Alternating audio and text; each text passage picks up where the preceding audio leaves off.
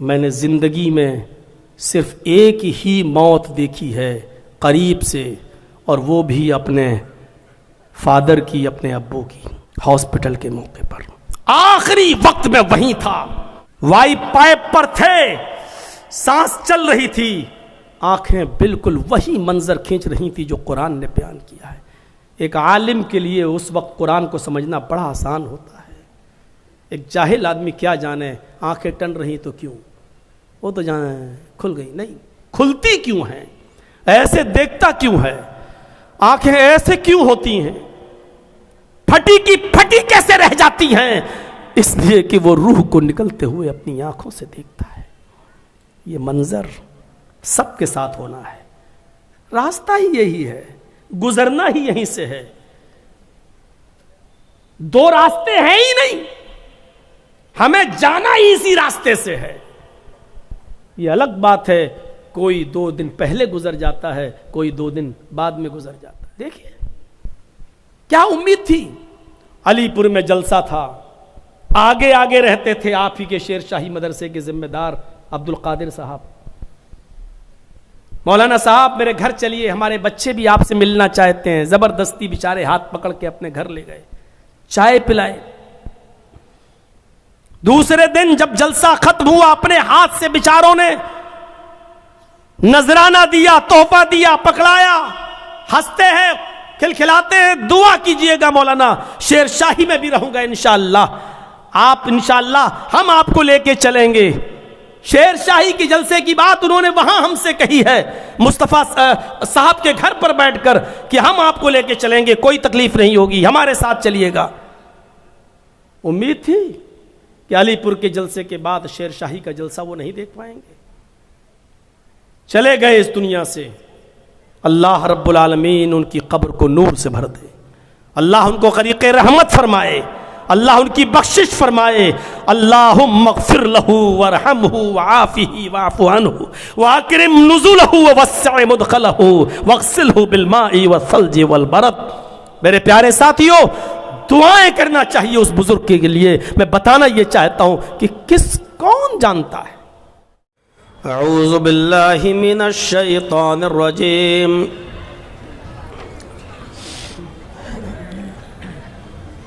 بسم اللہ الرحمن الرحیم۔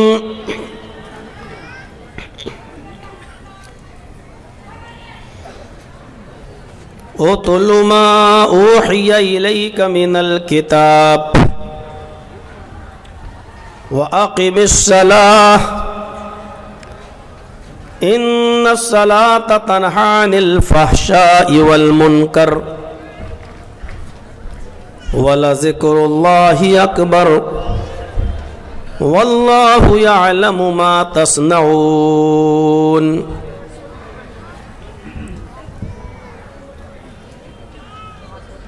رب اشرح لي صدري ويسر لي أمري واحلل عقدة من لساني يفقهوا قولي۔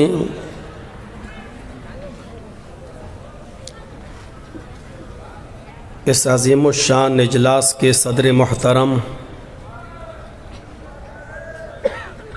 اور ناظم اجلاس، اسٹیج پر تشریف فرما معقر علماء کرام، اور اس عظیم الشان جامعہ کے محترم سیکریٹری جناب جونی صاحب،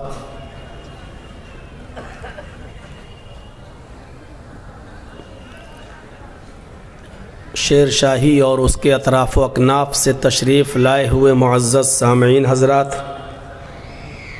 پردہ نشین اسلامی خواتین، ماں اور بہنوں، قوم و ملت کے لائق ور نوجوانوں، مستقبل کے ہونہار عزیز بچوں،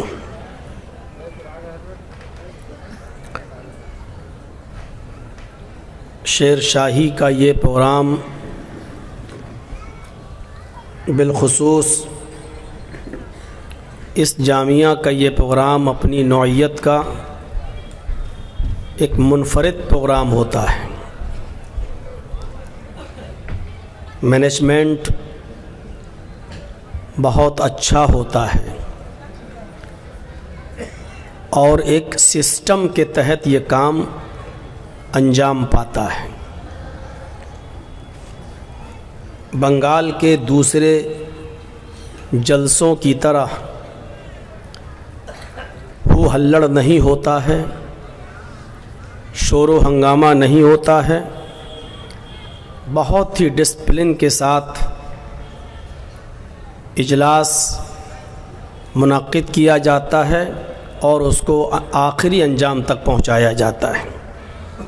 اللہ کرے کہ اس سال کا بھی یہ پروگرام اپنی نوعیت کا منفرد پروگرام ہو اور بہت ہی بحسن و خوبی اختتام پذیر ہو۔ جس مقصد کے تحت یہ اجلاس کیا گیا، اللہ رب العالمین ہمیں ان مقصد کے اندر کامیابی عطا فرمائے اور اس ادارے کے لیے، اس جامعہ کے لیے اور یہاں کے ذمہ داروں کے لیے دعا کرتا ہوں کہ اللہ رب العالمین ان کو نظر بد سے بچائے، ان کے رزق میں برکت عطا فرمائے اور حاسدوں کے حسد سے محفوظ رکھے اور اس جامعہ کو دن دونی اور رات چوگنی ترقی عطا فرمائے۔ 2 روزہ پروگرام کا آج پہلا دن ہے اور میں دونوں دن مدعو ہوں۔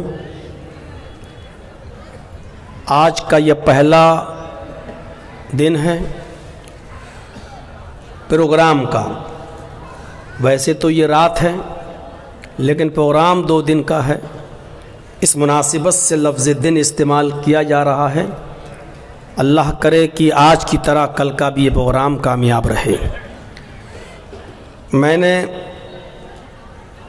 قرآن کریم کی 21ویں پارے سے چند آیتوں کی تلاوت کی ہے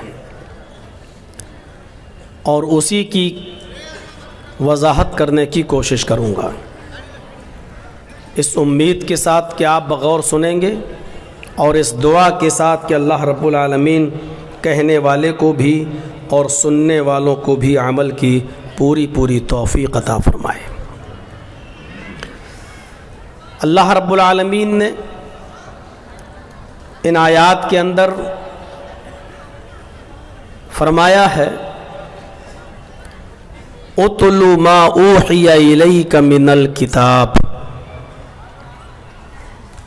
دوسری چیز وَأَقِمِ الصَّلَاةَ۔ تیسری چیز ان الصلاۃ تنہی عن الفحشاء والمنکر، اور چوتھی چیز وَلَذِكْرُ اللَّهِ اکبر۔ ان 4 چیزوں کا تذکرہ کیا ہے۔ پہلی چیز کی میں وضاحت کر دوں، اس کے بعد دوسری چیز کو میں اٹھاؤں گا۔ اتل ما اوحی الیک من الکتاب۔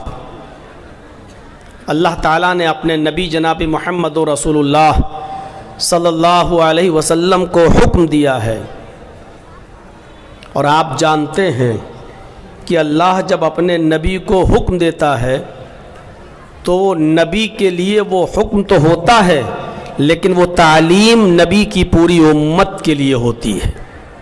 نبی کے ذریعے اللہ پوری امت کو وہ پیغام پہنچانا چاہتا ہے۔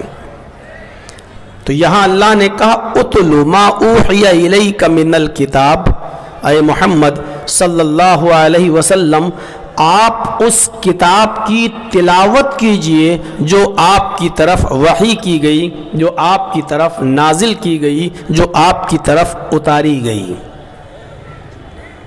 بالکل واضح ہے قرآن۔ پوائنٹ یاد رکھیے گا، اللہ نے تلاوت کا حکم دیا ہے، اللہ نے قرآن کو پڑھنے کے لیے نہیں کہا ہے۔ آج اس بات کو ہم سمجھیں گے کہ قرآن کا پڑھنا کیا ہوتا ہے اور قرآن کی تلاوت کیا ہوتی ہے۔ تو پہلی چیز کیا کہا اللہ رب العالمین نے فرمایا اتلو ما اوحی الیک من الکتاب۔ آئے محمد صلی اللہ علیہ وسلم، آئے میرے نبی، آپ اس کتاب کی تلاوت کیجئے جو آپ کی طرف وحی کی گئی، جو آپ کی طرف اتاری گئی، جو آپ کی طرف نازل کی گئی۔ وَأَقِمِ الصَّلَاةَ، دوسری چیز نماز قائم کیجئے۔ یہاں پر بھی ایک پوائنٹ یاد رکھیے گا، یہاں اللہ تبارک و تعالیٰ نے نماز پڑھنے کے لیے نہیں کہا ہے، یہاں پر بھی اللہ نے نماز قائم کرنے کے لیے کہا ہے۔ نماز کا پڑھنا ایک الگ چیز ہوتی ہے اور نماز کا قائم کرنا ایک الگ چیز ہوتی ہے۔ اللہ نے نماز پڑھنے کے لیے نہیں کہا، اللہ نے نماز قائم کرنے کے لیے کہا ہے۔ اور اس کے آگے اللہ رب العالمین نے اس کا فائدہ بتایا، بینیفٹ بتایا کہ نماز کا بینیفٹ کیا ہے، نماز کا لابھ کیا ہے، نماز کا فائدہ کیا ہے۔ ان الصلاۃ تنہا عن الفحشاء والمنکر، نماز انسان کو فحش اور منکر کاموں سے روک دیتی ہے۔ فحش کہتے ہیں کھلی ہوئی، اوپن برائیوں کو جو سب کے سامنے کی جاتی ہیں، ایسے گناہ جو سب کے سامنے کیے جاتے ہیں، یہ فحشا ہے۔ ان الصلاۃ تنہا عن الفحشاء والمنکر، فحش کہتے ہیں اوپن، کھلے ہوئے، اور ایسے گناہ جو دھڑاکے کے ساتھ سب کے سامنے کیے جاتے ہیں اور ہم اور آپ جانتے ہیں کہ یہ گناہ ہے۔ اور منکر کہتے ہیں ایسے گناہوں کو جو سب کے سامنے نہیں بلکہ تنہائی میں کیے جاتے ہیں، چوری چوری کیے جاتے ہیں، چھپ کر کیے جاتے ہیں، کسی کے سامنے وہ گناہ نہیں کیے جاتے ہیں، لیکن گناہ ہوتے ہیں۔ ہم دوسروں سے نظریں بچانے کے لیے اور دوسروں سے بچنے کے لیے کہ دوسرا ہمارے اس گناہ کو، اس برائی کو نہ دیکھے، ہم دوسروں سے چھپ کر وہ غلط کام کرتے ہیں، اس برائی کو منکر کہا جاتا ہے۔ اللہ نے کہا نماز کا بینیفٹ، نماز کا فائدہ یہ ہے کہ ان الصلاۃ تنہا عن الفحشاء والمنکر، یہ نماز انسان کو بے شرمی، بے حیائی، کھلے ہوئے اوپن گناہوں سے بھی روکتی ہے اور ان گناہوں سے بھی روکتی ہے جو گناہ چھپ کر کیے جاتے ہیں اور چھپکے سے کیے جاتے ہیں، ان گناہوں سے بھی روک دیتی ہے۔ یہ تین چیزیں ہو گئیں، اور چوتھی چیز وَلَا ذِكْرُ اللَّهِ أَكْبَرُ، اللہ کے ذکر کو معمولی مت سمجھنا، اللہ کا ذکر بہت بڑی چیز ہے۔ تم اپنے وقت کو ضائع مت جانے دینا، اپنے وقت کو برباد مت جانے دینا۔ اگر بہت لمبے لمبے ذکر و اذکار نہیں کر سکتے، بہت بڑی بڑی عبادتیں کرنے کا ٹائم نہیں ہے، تو آپ اٹھتے بیٹھتے چلتے پھرتے آپ چھوٹے چھوٹے ذکر و اذکار بھی اپنی زبان پر لا سکتے ہو اور چھوٹے چھوٹے کلمات بھی پڑھ سکتے ہو، وہ پڑھتے رہو۔ سبحان اللہ، الحمدللہ، اللہ اکبر، لا الہ الا اللہ، لا حول ولا قوت الا باللہ، سبحان اللہ و بحمدہ، سبحان اللہ العظیم، یہ چھوٹے چھوٹے جو کلمات ہیں ان کو پڑھتے رہو اور اپنی زبان سے ادا کرتے رہو۔ ولا ذکر اللہ اکبر، اللہ کا ذکر بہت بڑی چیز ہے۔ اور یاد رکھنا واللہ یعلم ما تصنعون، یہ مت سوچنا کہ ہم کچھ بھی کریں کون دیکھ رہا ہے، یہ مت تصور کرنا ارے کسی کو کیا پتا ہم کیا کر رہے ہیں اور کیا نہیں کر رہے ہیں، یہ تصور تمہارے دماغ میں نہ آنے پائے۔ واللہ یعلم ما تصنعون، اللہ ان تمام کاموں کو جانتا ہے جو تم دنیا میں کرتے ہو، اس سے کوئی چیز چھپی ہوئی نہیں ہے۔ دنیا صبح فجر کے بعد سے لے کر آنکھ کھلتی ہے آپ کی اور جب تک بستر پہ نہیں چلے جاتے ہو سونے کے لیے، پوری فلم آپ کی ریکارڈ ہو رہی ہے، پوری پکچر آپ کی بن رہی ہے، پوری ویڈیو ریکارڈنگ آپ کی ہو رہی ہے، اور کل قیامت کے دن آپ کے سامنے وہ نامہ اعمال رکھ دیا جائے گا۔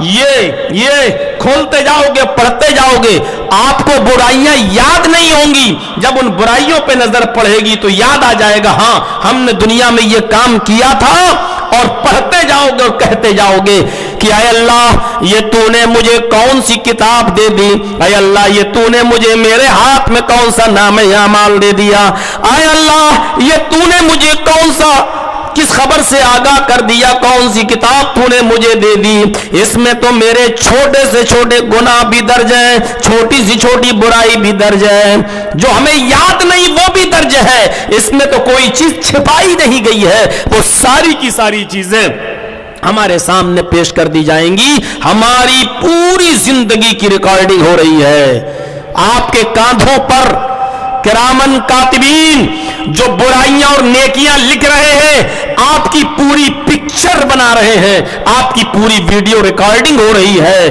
قیامت کے دن اللہ تمہاری زبانوں پر مہر لگا دے گا، منہ بند کر دے گا، تمہارے ہاتھ گواہی دیں گے ان گناہوں کی جو ان ہاتھوں سے کیے ہوں گے، تمہارے پیر گواہی دیں گے ان گناہوں کی جو تم نے اپنے پیروں سے چل کر کیے ہوں گے، تمہاری آنکھ گواہی دے گی ان گناہوں کی جو تم نے اس آنکھ سے دیکھا ہوگا، تمہارے کان گواہی دیں گے ان برائیوں کی جو تم نے اپنے ان کانوں سے سنا ہوگا، تمہارے جسم کا ایک ایک حصہ، باڈی کا ایک ایک پارٹ اللہ رب العالمین کے سامنے تمہاری اور ہماری پول کھول کے رکھ دے گا۔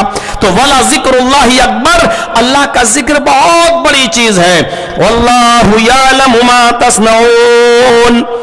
وہ مندروں میں رکھی ہوئی کوئی مورتی تھوڑی ہے کہ جس کو تھپڑ مارو گر جائے اور کچھ نہ کر سکے، جس کو جب چاہو تب نالی میں پھینک دو۔ دیکھا ہوگا گنپتی کے موقع پر آپ نے، لوگ بمبئی میں دیکھیے اکثر جب گنپتی کا تیوہار آتا ہندو بھائیوں کا تو میرے پروگرام اس وقت بمبئی میں ہوتے ہیں، دیکھیے راستے جام ہو جاتے ہیں۔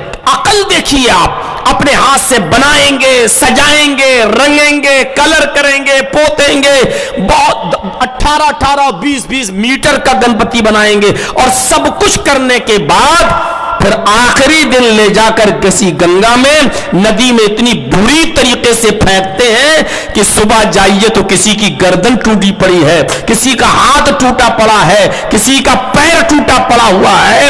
آپ دیکھیے تو اللہ رب العالمین کی ذات کو آپ وہ تصور مت کیجئے، واللہ یعلم ما تصنعون، اللہ رب العالمین کو خبر ہے ان تمام کاموں کی جو تم دنیا میں کرتے ہو، جو کر رہے ہو، اللہ کو ہر چیز کی خبر ہے۔ یہ 4 چیزیں۔ اب تلاوت پہلی چیز پھر آئیے، تلاوت کس کو کہتے ہیں؟ قرآن کا پڑھنا تو یہ ہوا، جرجیت صاحب نے ایک دکان کھولی، نئی دکان ہے، اب اس دکان میں ہم سامان بعد میں رکھیں گے، اس دکان میں ہم خرید و فروخت کی چیزیں بعد میں رکھیں گے، پہلے اس دکان میں خیر و برکت کے لیے قرآن خوانی کرا لی جائے۔ مدرسے کے چند بچوں کو بلا لیا یا گاؤں کے محلے کے چند لوگوں کو بلا لیا اور سب کے ہاتھ میں ایک ایک پارا دے دیا، پڑھیے، اور لے کے بیٹھ گیا وہ وہاں۔ اعوذ باللہ من الشیطان الرجیم، بسم اللہ الرحمن الرحیم، الحمدللہ رب العالمین الرحمن الرحیم مالک یوم الدین، ہو گیا، غیر المغضوب علیہم ولا الضالین، بسم اللہ الرحمن الرحیم، الف لام میم ذالک الکتاب لا ریب فیہ۔ اس نے ایک پڑھ لیا، اس نے دوسرا پڑھ لیا، اس نے تیسرا پڑھ لیا، اس نے چوتھا پڑھ لیا، 30 پارے ایک دن میں ہو گئے۔ یہ ہے پڑھنا۔ ایک پڑھنا یہ ہے کہ رمضان میں ہم مہینہ آیا، پورے سال قرآن گھر میں رکھا رہا، کسی نے کھول کے نہیں دیکھا۔ رمضان کے مہینے میں روزہ قرآن پڑھ رہے ہیں، ہمیں اس ایک مہینے میں 3 پڑھنا ہے، 4 پڑھنا ہے، 5 پڑھنا ہے، کم سے کم ایک تو پڑھنا ہی ہے۔ بیٹھ گئے، الف لام میم ذالک الکتاب لا ریب فیہ ھدی للمتقین، پڑھنا شروع کر دیا اور ایک پارہ ختم۔ یہ ہے قرآن کا پڑھنا۔ یہاں اللہ نے یہ کہا کہ قرآن کی تلاوت کرو۔ تلاوت میں اور پڑھنے میں فرق ہے۔ پڑھنے کے لیے کہا ہی نہیں ہے، اللہ نے کہا تلاوت کرو۔ تلاوت کا معنی کیا ہوتا ہے؟ پہلے تو ہم اس کو لغوی معنی سے سمجھیں۔ عربی زبان میں تلا یتلو کا جو باب نصرہ سے آتا ہے، اس کا معنی ہوتا ہے پیچھے پیچھے چلنا۔ تلا یتلو کا معنی ہوتا ہے پیچھے پیچھے چلنا. اب اس کا ترجمہ میں یوں کرتا ہوں لغوی اعتبار سے, غور کیجئے گا. اتل ما اوحی الیک من الکتاب, اے محمد صلی اللہ علیہ وسلم آپ اس کتاب کے پیچھے پیچھے چلیے جو آپ کی طرف اتاری گئی ہے. یہ لغوی معنی ہو گیا. پہلے میں نے ترجمہ کیا تھا اس کتاب کی تلاوت کیجئے جو آپ کے اوپر اتاری گئی ہے. اب میں نے لغوی ترجمہ کیا, اے محمد صلی اللہ علیہ وسلم آپ اس کتاب کے پیچھے پیچھے چلیے جو آپ کی طرف نازل کی گئی, جو آپ کی طرف اتاری گئی. پیچھے پیچھے چلنے کا مطلب ہوتا ہے نقش قدم پر چلنا. ایک بیٹا وہی کام کرے جو اس کا باپ کرتا ہے تو لوگ کیا کہتے ہیں, یہ بیٹا اپنے باپ کے نقش قدم پہ چل رہا ہے. ایک طالب علم وہی کام کرے جو اس کا استاذ کرتا ہے تو کیا کہا جاتا ہے, یہ طالب علم وہی کام کر رہا ہے جو اس اپنے استاذ کے نقش قدم پہ چل رہا ہے. پیچھے پیچھے چلنا کا مطلب یہ ہوتا ہے قرآن نے جو کہا ہے پہلے پڑھو سمجھو پھر اس کے پیچھے پیچھے چلو, یعنی جو کہا ہے اس کو کرو اور جس کام سے روکا ہے اس سے رک جاؤ. یہ ہے تلاوت کا مطلب, یا یہ ہے پیچھے پیچھے چلنے کا مطلب. سنجیدگی سے غور کیجئے گا, ہم اور آپ قرآن کے کتنے پیچھے پیچھے چل رہے ہیں,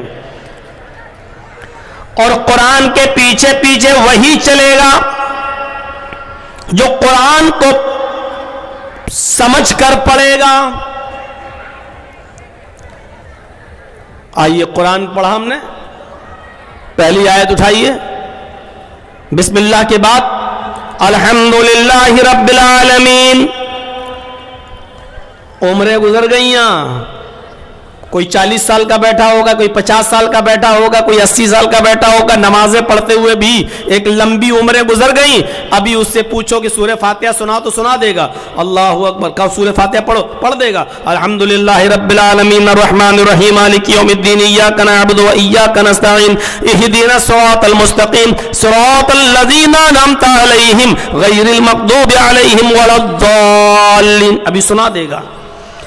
اب اس سے یہ پوچھو, پڑھ تو لیا تو نے, لیکن یہ بتاؤ کہ الحمد کے معنی کیا ہوئے؟ خاموش. یا بتا دے گا ساری تعریفیں.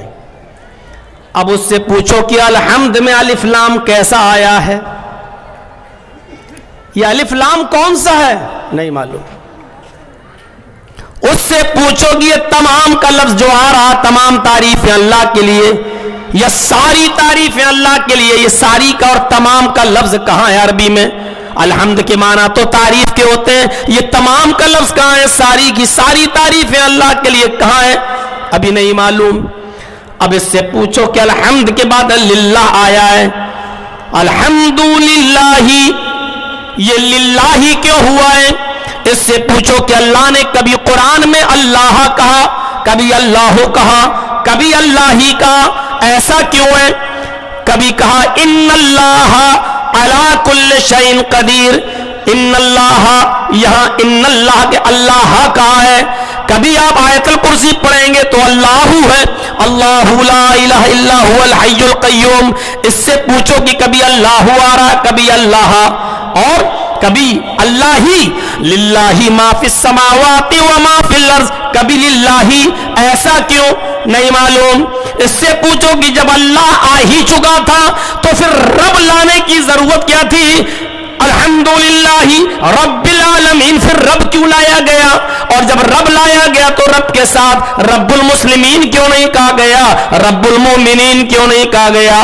یہاں رب العالمین کا لفظ کیوں آیا ہے؟ ایک آیت بھی اگر ہم نے سمجھ کر پڑھی ہو تب تو ہم جانیں کہ قرآن میں لکھا کیا ہے. ہم قرآن کے پیچھے پیچھے چلیں گے کیسے؟ کیسے چلیں گے؟ ابھی پڑھ چکا ہے, نیت باندھے باندھے اعوذ باللہ من الشیطان الرجیم بسم اللہ الرحمن الرحیم, یہاں اس نے پڑھا ہے نماز میں अल्लाहुम्मा बाइद बैनी व बैन खताया के बाद या सुब्हानक अल्लाहुम्मा व बिहम्दिका व तबारक अस्मुक के बाद इसने पढ़ा है औज़ु बिल्लाहि मिनश शैतानिर रजीम बिस्मिल्लाहिर रहमानिर रहीम। देखिए यहाँ रहमानिर रहीम पढ़ चुका है। अब उससे पूछो कि जब तू पढ़ चुका था बिस्मिल्लाहिर रहमानिर रहीम पढ़ चुका है तो अल्हम्दुलिल्लाहि रब्बिल आलमीन के बाद फिर रहमानिर रहीम क्यों पढ़ रहा है या रहमानिर रहीम क्यों आ रहा? क्या समझा? कैसे कुरान के पीछे पीछे चलेगा आज का इंसान? मेरे भाइयों, जब उसको अभी एक आयत का भी इल्म नहीं है, पूछ लो रमजान से, हमारी माँ बहनें बेटियां बैठी हुई हैं, पूछो इनसे, 2 पढ़े हमने। अपनी सहेलियों को फोन करके कहती हैं, ए तूने कितने कुरान पढ़ लिए? हमने 2 पढ़ लिए। दूसरी कहती है हमने 3 पढ़ लिए। चौथी कहती बहुत काम लगा था इसलिए हम एक ही पढ़ पाए। ऐसे पढ़ने से कोई फायदा नहीं है। क्या फायदा है ऐसे जब तुम्हें यही नहीं मालूम कि कुरान हमें कहां जाने का हुक्म दे रहा है और कहां जाने से रोक रहा है? तो ऐसे कुरान को पढ़ने से मेरे भाइयों क्या फर्क पड़ता है हमारी जिंदगी पर? एक चटियल मैदान है, चिकना पहाड़ है, उसके ऊपर बारिश आती है, पानी गिरता है, ऊपर गिरा नीचे बह गया, उस पहाड़ को कोई फायदा नहीं मिलता। क्यों? वो चिकना है, बारिश उसके ऊपर आई और बह गई।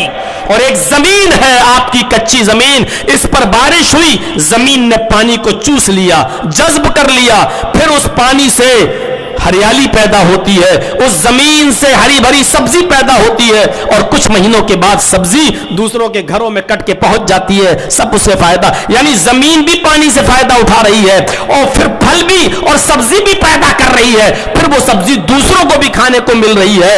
ऐसा बनो कि कुरान खुद जज्ब करो, कुरान पर खुद अमल करो और तुम्हारे इल्म से, कुरान की आयतों से फिर दूसरे लोग भी फायदा हासिल करें, दूसरे लोगों को भी फायदा पहुंचे। ये है कुरान को की तिलावत का मतलब। उतलु मा उहिया इलैका मिनल किताब, उस किताब के पीछे पीछे चलो जो आपकी तरफ उतारी गई, जो आपकी तरफ नाजिल की गई। हजरत आयशा सिद्दीका से किसी ने पूछा कि अम्मी आयशा, अल्लाह के नबी के अखलाक कैसे थे? अल्लाह के रसूल के अखलाक कैसे थे? अखलाक, कैरेक्टर, स्वभाव, अल्लाह के नबी के अखलाक कैसे थे? तो उन्होंने जवाब ये दिया, क्या तुम कुरान नहीं पढ़ते? गौर कीजिए, यहां लफ्ज़ पढ़ना अच्छा भी लग रहा है, अभी बताऊंगा मैं। आए अम्मी आयशा, अल्लाह के नबी का अखलाक क्या था, कैसा था? तो हजरत आयशा कहती है, क्या तुम कुरान नहीं पढ़ते? कहा क्यों नहीं पढ़ता हूं?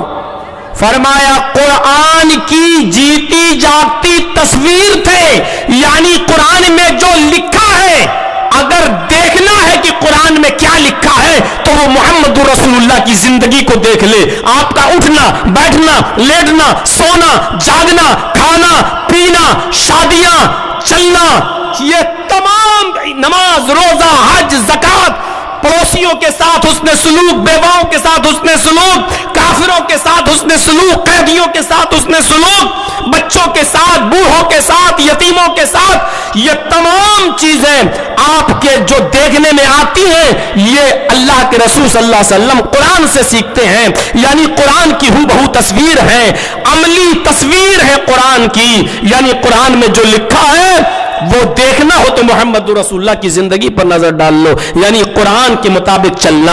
आप कुरान के मुताबिक चला करते थे, आप कुरान के मुताबिक अपनी जिंदगी गुजारा करते थे। ये था नबी अकरम का अखलाक। हमारा अखलाक क्या है? अभी जलसा खत्म होगा, अभी साइकिल उठाने में हम लड़ने लगेंगे, ऐसे कर, वैसा कर, ये अभी जलसा खत्म होने के बाद हम इस हद तक गिर जाएंगे कि अभी हम लड़ना शुरू कर देंगे। निकलते वक्त पहले हम निकालेंगे, अरे तू ऐसे कर, तू वैसे कर, साइकिलें निकालने में हम लोग लड़ने लगते हैं। हजरत आयशा सिद्दीका कहती हैं, जो कुछ कुरान में लिखा है वही नबी अकरम के अखलाक थे। मिनल किताब, उस किताब की तिलावत कीजिए जो नाजिल की गई, जो उतारी गई आपके ऊपर। कभी आप सऊदीया जाएं हज करने या उम्रा करने, वैसे अब तो वीज़ा आम हो गया है, पहले सिर्फ मक्का, मदीना और जद्दा तक ही जा सकते थे आप, लेकिन अब तो उम्रे के वीज़े से आप पूरा सऊदी अरब भी घूम सकते हैं, अब तो वीज़ा आम कर दिया है। तो आप जाइएगा ताइफ की सरजमीन पर, या आप चले जाइएगा हाइल, یا بریدہ یا دمام کی طرف میں گیا ہوں. وہاں کچھ ہمارے ساتھی لوگ ہم کو اونٹنی کا دودھ پلانے کے لیے لے گئے کہ چلیے آپ چلیں. ہم نے تو کبھی پیا نہیں تھا تو تھوڑا سا اندر سے بھی ایسا لگ رہا تھا کہ پی کے کیا پتا کیسا ہوگا, لیکن لے گئے. وہاں ایک چھوٹا سا بچہ تھا اونٹنی کا, تو وہ دیہاتی جو دودھ دوہتے تھے اونٹنی کا اور فوراً پلاتے تھے. اونٹنی کا دودھ فوراً جیسے ہی اس کے تھن سے نکالا جائے ویسے ہی آپ کو پینا پڑے گا. اگر آپ نے تھوڑی دیر کے لیے رکھ دیا تو اس میں اتنے کیڑے پیدا ہو جاتے ہیں کہ آپ اس کو دے کر پھر دودھ پی نہیں سکیں گے. تو وہ دیہاتی جو تھا, اعرابی جو دیہاتی تھا, بدوی, وہ اونٹنی جو بچہ دیتی ہے, بچہ کا ایک بچہ تھا, تو وہ بچہ اپنی اونٹنی کے پیچھے پیچھے چل رہا تھا. اس بچے کو کہہ رہا تھا تلو تلو تل. تو میں نے وہاں کے لوگوں سے پوچھا جو ہم کو دودھ پلانے کے لیے لے کے گئے, یہ تلو تلو کیا چلا رہا ہے؟ تو وہ لوگ کہتے ہیں ہاں کچھ جگہ تلو بولتے ہیں, کچھ جگہ تلو بولتے ہیں. یہ تلو ہے تلو ایک ہی چیز ہے. تو ہم نے کہا اس کا کیا مطلب ہے؟ تو کہا یہ اونٹنی کے بچے کو تلو بولتے ہیں. یہ بچہ اپنی ماں کے پیچھے پیچھے چلتا ہے, یعنی ماں جہاں چارہ چگنے جا رہی ہے, کھانے جا رہی ہے, یہ بچہ بھی ماں کے ساتھ جا رہا ہے. یہ ماں تھوڑی 10 قدم آگے بڑھی, یہ بچہ اپنی ماں کے ساتھ چلا گیا. جو بچہ اپنے ماں کے پیچھے پیچھے چلتا ہے اس بچے کو تلو کہتے. میرے دماغ میں ایک دم آ گیا جب اس بچے کو تلو کہا جاتا ہے کیونکہ یہ بچہ اپنے ماں کے پیچھے پیچھے چلتا ہے, تو جنگل کے خطرناک جانوروں سے وہ محفوظ رہتا ہے, جنگل کے خطرناک جانوروں سے وہ بچا ہوا رہتا ہے. اس لیے عرب کے لوگ اس بچے کو تلو کہتے ہیں. اور اسی سے مشتق, اسی سے بنا ہے تلاوت. جس طرح اونٹنی کا بچہ اپنی ماں کے پیچھے پیچھے چل کر خطرناک جانوروں کے خطرے سے محفوظ ہو جاتا ہے, اسی طریقے سے قرآن کی تلاوت کرنے والا, قرآن کے پیچھے چلنے والا دنیا کی تمام سرکش اور ناکارہ اور ظالم قوموں سے اپنے آپ کو بچا لیتا ہے, اپنے آپ کی حفاظت کر لیتا ہے. جس طرح اونٹنی کا بچہ اپنی ماں کے پیچھے چلتے ہوئے اپنی جان کو خطرناک جانوروں سے محفوظ کر لیتا ہے, اسی طریقے سے قرآن کے پیچھے چلنے والا انسان دنیا کی ساری قوموں سے اپنے آپ کو محفوظ کر لیتا ہے. یعنی قرآن پڑھو گے تو امن و امان میں اور شانتی کے اندر آ جاؤ گے. تو میرے بھائیو یہ ہے تلاوت کا مطلب. تلاوت کرو گے تو یہاں رمضان میں کھڑے ہو جاؤ عشاء کے بعد اور ایک ہی دن میں پورا قرآن ختم کر لو. امام صاحب کھڑے ہو گئے اللہ اکبر اور چلائی راجدھانی ایکسپریس, غیر المغضوب علیہم ولا الضالین تک تو صحیح چلی. اس کے بعد میں الف لام میم, الف لام میم بھی سمجھ میں آ جاتا ہے, اس کے بعد کا اسپیڈ نہیں سمجھ میں آتی. ذالک الکتاب لا ریب فیہ ھدی للمتقین الذین یؤمنون بالغیب ویقیمون الصلاۃ ومما رزقناہم ينفقون. ينفقون تنفقون یعلمون تعلمون کے علاوہ پھر آپ کو کچھ سمجھ میں نہیں آئے گا. یہ کون سی تلاوت ہے اور یہ کون سی قرآن کی عزت ہے؟ ذرا سوچو آپ, کون سی عزت ہے یہ؟ اگر چاہتے ہو کہ ہم امن و امان میں رہیں, اگر چاہتے ہو کہ ہم سکون میں رہیں, اگر چاہتے ہو کہ ہماری زندگی میں انقلاب آ جائے, تو یاد رکھیے قرآن کی ہمیں تلاوت کرنا پڑے گی. قرآن کو ہمیں سمجھ کر پڑھنا پڑے گا.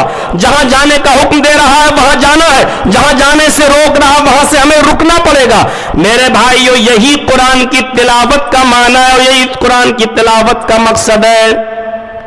مت پڑھیے آپ ایک پارہ روزانہ, آپ ایک آیت پڑھیے اور اسی آیت کو اچھی طریقے سے اپنے علماء سے سمجھ لیجئے, جانکاروں سے سمجھ لیجئے کہ اس قرآن کا معنی کیا ہے, اس آیت کا مطلب کیا ہے. آپ کے پاس انگلش میں کہیں سے ٹیلی گرام آ جائے, پہلے زمانے میں چلتے تھے ٹیلی گرام تار وغیرہ, انگلش میں جب آ جاتا تھا تو گاؤں میں پڑھے لکھے لوگ نہیں ہوتے تھے بیچارے, تو وہ ٹیلی گرام لے کے رات ہی میں اڑ کے بھاگتے تھے. تار اور کسی انگریزی جاننے والے سے پڑھواتے تھے، بھائی یہ میرے پاس آ گیا پتہ نہیں ڈاکیا لے کے آیا ہے، دیکھو تو اس میں کیا لکھا ہے، ہم پڑھنا نہیں جانتے، یہ پوسٹ مین لے کر آیا ہے، ذرا دیکھو۔ جب وہ انگلش میں اس کو پڑھتا تھا اور اس گاؤں کے رہنے والے آدمی کو سمجھاتا تھا کہ اس میں یہ لکھا ہے، جب تک وہ انگلش کے اس لیٹر کو یا اس ٹیلی گرام کو یا اس تار کو سمجھ نہیں لیتا تھا کسی جاننے والے سے، اس کو سکون نہیں ملتا تھا، اس کو سکون نہیں ملتا تھا۔ میرے بھائیو، قرآن کریم کے اندر یہ 6666 جو آیتیں ہیں یہ ٹیلی گرام ہے۔ تمہیں نیند نہیں آنی چاہیے اس وقت تک جب تک کہ تم ایک تار ایک ٹیلی گرام کو روزانہ اپنے عالم سے سمجھ نہ لو، اس میں کیا لکھا ہے، اس کا معنی کیا ہے، اس کا مطلب کیا ہے، یہ آیت ہمیں کہاں جانے کا حکم دے رہی ہے، یہ آیت ہمیں کہاں جانے سے روک رہی ہے۔ ایک آیت سمجھ لی، اب ٹھیک ہے، اب دوسرے دن آپ دوسری آیت کو سمجھیے۔ آپ کو نیند نہیں آنی چاہیے جب تک کہ آپ قرآن کریم کو مکمل طور پر سمجھنے والے نہ بن جائیں۔ ایسے سمجھیں، اتنا سمجھدار بن جائیے کہ جب آپ کسی امام کے پیچھے نماز پڑھیں اور وہ نماز پڑھائے اور قرآن کی تلاوت کرے تو آپ سمجھ جائیں کہ یہ کیا پڑھ رہا ہے، یہ آیات جنت ہے یا آیات جہنم، یہ ہمیں کیا بتلا رہی ہیں۔ جب ہم یہ سمجھنے لگیں گے تو ہماری نمازوں میں لذت بھی آ جائے گی۔ سعودیہ میں دیکھ لو، امام حرم جب نماز پڑھاتے ہیں اور آیتیں پڑھتے پڑھتے کبھی رونے بھی لگتے ہیں، اس لیے کہ وہ جانتے ہیں کہ ان آیات کے اندر جہنم کے عذاب کا تذکرہ ہو رہا ہے۔ ان کی سسکیاں بن جاتی ہیں، آنکھوں سے آنسو بہنے لگتے ہیں اور وہ اپنے عمامے سے لٹکے ہوئے رومال سے اپنے آنسوؤں کو پوچھنے لگتے ہیں۔ نماز کی حلاوت اور نماز کی مٹھاس اور قرآن کی حلاوت اور مٹھاس کا مزہ ان سے پوچھئے جو قرآن کو سمجھتے ہیں، روتے اور گلگلاتے ہیں اس لیے کہ وہ جانتے ہیں کہ یہ قرآن کریم کے اندر جہنم کے عذاب کا ذکر ہو رہا ہے، یہاں ان کو رونا پڑتا ہے، آنکھوں میں ان کے آنسو آ جاتے ہیں۔ ہمارے پتہ ہی نہیں چلتا، جہنم کی آیات امام صاحب نے پڑھ دی، نہ امام رو رہا ہے نہ مقتدی رو رہے ہیں، اور ہم سمجھ رہے ہیں کہ ہم بہت بڑا تیر مار کے آ گئے ہیں، بہت بڑا کارنامہ انجام دے کر آ گئے ہیں۔ میرے بھائیوں، قرآن کو سمجھیے اور قرآن کو پڑھیے۔ قرآن جس کی حفاظت کی ذمہ داری اللہ تبارک و تعالی نے لی ہے، یہ جو بچے پڑھ رہے ہیں آپ کے شیر شاہی میں لڑکیوں کا الگ لڑکیوں کا الگ، جانتے ہو اللہ کے نبی صلی اللہ علیہ وسلم نے کیا فرمایا؟ خیرکم من تعلم القرآن وعلمہ۔ خیرکم کا مطلب اسی کو سمجھ لو، سب کچھ بھول جاؤ گے۔ خیرکم، آئے پوری دنیا کے مسلمانوں سنو، اس میں سب شامل ہیں۔ آئے MBBS کرنے والوں سنو، آئے بایو پڑھنے والوں سنو، آئے انجینئروں سنو، کیمسٹ اور فزکس پڑھنے والوں سنو، بڑے سے بڑے عہدے پر رہنے والوں سنو، یہ تعلیم جو تم نے پڑھی ہے کیمسٹری، فزکس، بایو، میتھ، یہ غلط نہیں ہے، یہ ناجائز نہیں ہے، یہ حرام نہیں ہے، لیکن خیرکم من تعلم القرآن وعلمہ، تم میں سب سے بہتر لوگ وہ ہیں جو قرآن کو خود سیکھتے ہیں اور دوسروں کو سکھاتے ہیں۔ ایک عیسائی نے جو بہت بڑا سائنٹسٹ تھا، غور کیجئے، اس نے قرآن کو پڑھا تو قرآن کو پڑھنے کے بعد اس نے کتاب ہی لکھ ڈالی، اسلام، بائبل اور قرآن۔ اسلام سائنس، اسلام بائبل اور قرآن سائنس کی روشنی میں، سائنس کی روشنی میں اس نے کتاب ہی لکھ ڈالی اور اس نے قرآن کریم کو اپنے سائنٹیفک تجربے سے بیان کر کے یہ بتایا کہ قرآن کے اندر کیمسٹری بھی ہے، قرآن کے اندر بایو بھی ہے، قرآن کے اندر فزکس بھی ہے، قرآن کے اندر میتھ بھی ہے۔ پڑھنے والا چاہیے، چونکہ وہ ایک سائنٹسٹ تھا، اس نے قرآن کریم کے آیتوں سے سائنس کھوج کے نکالی اور اس نے پوری ایک کتاب لکھ ڈالی اتنی موٹی، اور اس کا نام رکھا اسلام، قرآن، بائبل سائنس کی روشنی میں. ذرا آپ غور کریں میرے بھائیوں, اس نے قرآن کو سائنس کی روشنی سے ثابت کر کے رکھ دیا.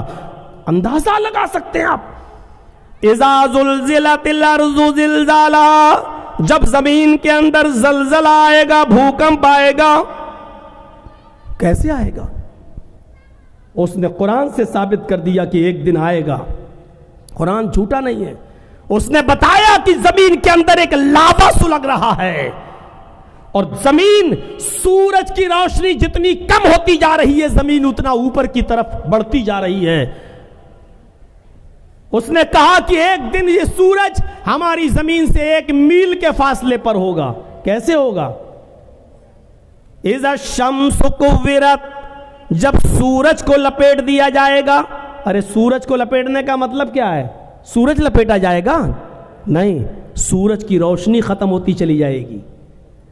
جیسے جیسے سورج کی روشنی کم ہوتی جائے گی, زمین اپنے پرانیوں کو, اپنی مخلوق کو زندہ رکھنے کے لیے جتنی سورج کی گرمی کی ضرورت پڑے گی اتنی اوپر اٹھتی چلی جائے گی. سورج کی گرمی جیسے جیسے کم ہوتی جائے گی, زمین آٹومیٹک اوپر کی طرف اٹھتی چلی جائے گی, اور ایک دن آئے گا کہ زمین و سورج کے بیچ میں صرف 1 میل کا فاصلہ رہ جائے گا, 1.5 کلومیٹر کا فاصلہ رہ جائے گا. تکون الشمس یوم القیامت کمقدار میل. اس نے قرآن کی آیت سے ثابت کیا کہ ایک دن سورج کی روشنی ختم ہوگی اور زمین اور سورج کے درمیان 1 میل کا فاصلہ ہوگا. قرآن کے اندر سائنس ہے. زمین میں لاوا پھیل جائے گا اور زمین کا وہ لاوا پھٹے گا جس سے زمین ڈگمڈول ہو جائے گی, زمین ہلے گی, اور جب زمین میں بھوکمپ آئے گا تو زمین اپنے خزانے کو نکال کر باہر پھینک دے گی. زمین میں جو کچھ بھی خزانہ ہے وہ باہر نکال دے گی. سونا, چاندی, ہیرے, جواہرات سب باہر پڑے ہوں گے. قرآن کہتا وَأَخْرَجَتِ الْأَرْضُ أَثْقَالَهَا, زمین اپنے اندر کے سامان کو, اپنے اندر کے ذخیرے کو باہر نکال دے گی. وَقَالَ الْإِنسَانُ مَا لَهَا, اس دن انسان کہے گا کہ زمین کو کیا ہو گیا ہے. انسان کہے گا کہ زمین کو کیا ہو گیا ہے. بِأَنَّ رَبَّكَ أَوْحَىٰ لَهَا, زمین کو کچھ نہیں ہوا, تیرے رب کا حکم ہے, وہ تو وہی کر رہی ہے جو اس کے رب کا حکم ہے. يَوْمَئِذٍ يَصْدُرُ النَّاسُ أَشْتَاتًا لِيُرَوْا أَعْمَالَهُمْ, انسانوں کے نام اعمال کھول دیے جائیں گے. اس دن وہ دیکھ لے گا کہ ہم نے ذرہ برابر نیکی کی ہوگی تو اس کو بھی, اور ذرہ برابر برائی کی ہوگی اس کو بھی. یومئذ یصدر الناس اشتاتا لیروا اعمالهم, وہ اپنے اعمال کو دیکھ لے گا. اس سے پہلے اللہ نے کہا یومئذ تحدث اخبارها, زمین اپنے اندر بیتے ہوئے لوگوں کے حالات بیان کرے گی, گزرے ہوئے لوگوں کے حالات بیان کرے گی. زمین بولے گی اللہ میری چھاتی پر کھڑے ہو کر اس نے شراب کا اڈا کھلوایا تھا, اللہ میری چھاتی پہ کھڑے ہو کر اس نے کیرم بورڈ کا اڈا کھلوایا تھا, اللہ میری چھاتی پہ کھڑے ہو کر اس نے فلم ہال کا اڈا کھلوایا تھا, اللہ میری چھاتی پہ کھڑے ہو کر اس نے مسجد بنائی تھی, اللہ میرے سینے پر بلڈوزر چلا کر اور کھود کھاد کر اس نے مدرسے کو تعمیر کیا تھا. وہ انسانوں کے اچھے برے حالات بیان کرے گی. پہلے زمانے میں سمجھا نہیں جاتا تھا. وہ سائنٹسٹ لکھتا ہے اپنی کتاب کے اندر, اسلام بائبل اور قرآن سائنس کی روشنی میں, اس کتاب کے اندر وہ آدمی لکھتا ہے کہ زمین کا بولنا یہ محال لگتا ہے, لیکن زمین بے جان ہے, وہ کیسے بولے گی. اس نے کہا ریڈیو بے جان ہے, کیسے بولتا ہے. ٹیلی ویژن بے جان ہے, کیسے بولتا ہے. آپ کا آلہ کان میں لگایا اور سینے پہ لگایا, دل کی دھڑکن بولتی ہے اور آپ آلے کے ذریعے سنتے ہیں. یہ آلہ بے جان چیز ہے, یہ کیسے بولتا ہے. موبائل بے جان چیز ہے, دیکھیے اس میں سے آواز نکلتی ہے اور آپ اپنے کانوں سے سنتے ہیں. اس نے کہا جب یہ سب چیزیں بے جان ہیں, یہ بولتی ہیں. ارے لوہا زمینی سے تو پیدا ہوتا ہے, پلاسٹک زمینی سے تو پیدا ہوتی ہے, تانبا زمینی سے تو پیدا ہوتا ہے. زمین سے پیدا ہونے والی ان چیزوں کو توڑ مروڑ کر موبائل یا ٹیلی ویژن یا ریڈیو یا ٹیپ ریکارڈ بنا دیا گیا. جب یہ چیزیں بولنے لگی ہیں تو پھر زمین کیوں نہیں بولے گی جب یہ ساری کی ساری چیزیں اس کے اندر موجود ہیں؟ اس لیے زمین بھی انسانوں کی گواہی دے گی. اے اللہ، یہ وہ ہے جس نے میری چھاتی پہ کھڑے ہو کر فلاں کا قتل کیا تھا، فلاں کا مرڈر کیا تھا، فلاں کو مار دیا تھا، فلاں کی جان لے لی تھی، اس کی بیوی کو بیوہ کر دیا تھا، اس کے بچوں کو یتیم کر دیا تھا. موزم پور والے ہیں تو نہیں ہوں تو سنیں، لکھی پور والے بھی سنیں، شیر شاہی والے بھی سنیں، بنگال والے بھی سنیں، اور ہر اس بستی کے لوگ سنیں جن کے نزدیک خون کرنا، مرڈر کرنا اور قتل کر دینا پانی کی طرح ہے، گاجر اور مولی کی طرح وہ آسان سمجھتے ہیں، وہ سب سنیں. میرے بھائیوں، دھرتی کے اوپر اگر کسی نے کسی ایک انسان کو قتل کر دیا ہے، ناجائز طور پر اگر اس کو مارا ہے، تو قیامت کے دن یہ شخص اس آدمی کو ڈھونڈے گا اور تلاش کر کے اس کو پکڑ کے لائے گا. یجیء براسیہ، اس کے سر کے بال پکڑ کر کھینچ کر لائے گا اور اس کو اللہ کے سامنے لا کر کھڑا کر دے گا. کہے گا اللہ یہ تو کیا کر رہا ہے، کس کو لایا؟ حالانکہ وہ خوب جانتا ہے. کہے گا اللہ یہ وہی شخص ہے جس نے یہ وہی آدمی ہے جس نے مجھے قتل کیا تھا، جس نے مجھے مارا تھا، جس نے میری بیوی کو بیوہ اور میرے بچوں کو یتیم کیا تھا. اے اللہ میں اس کو پہچان کے لے آیا ہوں، یہی وہ شخص ہے جس نے دنیا میں میرا خون بہایا تھا، میرا مرڈر کیا تھا. اے اللہ دنیا میں اس نے مجھے میرے بیوی بچوں سے، ماں باپ سے دور کیا، آج اس کو بھی اس کے خاندان سے اور پورے بیوی بچوں سے اس کو دور کر کے اس کو جہنم کے اندر ڈال دے. وہ مقتول اس قاتل کا سر پکڑ کے لے کے آئے گا اور اللہ کے دربار میں لا کر کھڑا کر دے گا. ضمنی بات آ گئی تو میں نے بتا دیا. میرے پیارے ساتھیوں ذرا غور کرو، یہ قرآن ہی تو ہے جو سائنس سے بھرا پڑا ہے. اس لیے اللہ تعالیٰ نے، اللہ کے نبی کہتے ہیں خیرکم من تعلم القرآن وعلمہ، دنیا کے سب سے بہترین لوگ وہ ہیں جو قرآن کو خود سیکھتے ہیں اور دوسروں کو سکھاتے ہیں. یہ ہے قرآن. میرا موضوع اسلام اور سائنس نہیں ہے، ورنہ میں اس ٹاپک پہ اور آگے بڑھتا اور بولتا. میرے بھائیوں قرآن کے اندر سارے علوم موجود ہیں. آج ضرورت تو سارے علوم کی ہے. میں یہ نہیں کہہ رہا ہوں کہ صرف مدرسے میں پڑھیے اور یہاں سے نکل کر کسی مسجد میں 5,000 اور 6,000 روپے میں امامت کیجئے. نہیں، مدرسے میں آپ دین حاصل کریے، لیکن آپ سائنس بھی پڑھیے، ٹیکنالوجی بھی آپ کو آنا چاہیے، آپ کو اب انجینئر بھی بنیے. اب تو اللہ کا شکر ہے مدرسوں کا معیار بہت بلند ہو چکا ہے. اب تو مدرسوں سے پڑھنے کے بعد لوگ علی گڑھ جا سکتے ہیں، جامعہ ملیہ جا سکتے ہیں، JNU جا سکتے ہیں، MBBS بھی کر سکتے ہیں، BUMS بھی کر سکتے ہیں، انجینئر بھی بن سکتے ہیں. تو دین کی تعلیم حاصل کرو اور دنیا کمانے کے لیے، دنیا کے حصول کے لیے آپ میڈیکل لائن میں آگے بڑھیں، ایڈوکیٹ بنے، جج بنے، IAS بنے، IPS بنے. آج ضرورت ہے آپ کو ہر فیلڈ میں آگے نکلنے کی. لیکن میرے بھائیوں اللہ کی قدرت کو نہ بھولیں اور اللہ کی نعمتوں کو نہ بھولیں. دوسری تعلیمات سے انسان اتنا غافل ہو جاتا ہے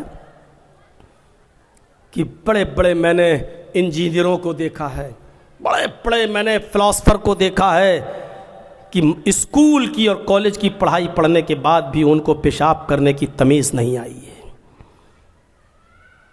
بیچ سڑک پر نالی کے کنارے کھڑے ہو کر پینٹ کی چین کھول کر جس انداز سے پیشاب کرتے ہیں، ہم اس کو کس جانور سے اس کی مثال دیں کہ لوگوں کو برا نہ لگے. میرے بھائیوں ٹھیک ہے بغیر نام کہے ہوئے بھی سب کچھ کہا جا سکتا ہے. آپ سمجھ سکتے ہیں کہ کون سے جانور ہیں، کس طریقے سے کیسے پیشاب کرتے ہیں. ارے ان جانوروں میں پھر بھی تمیز ہے.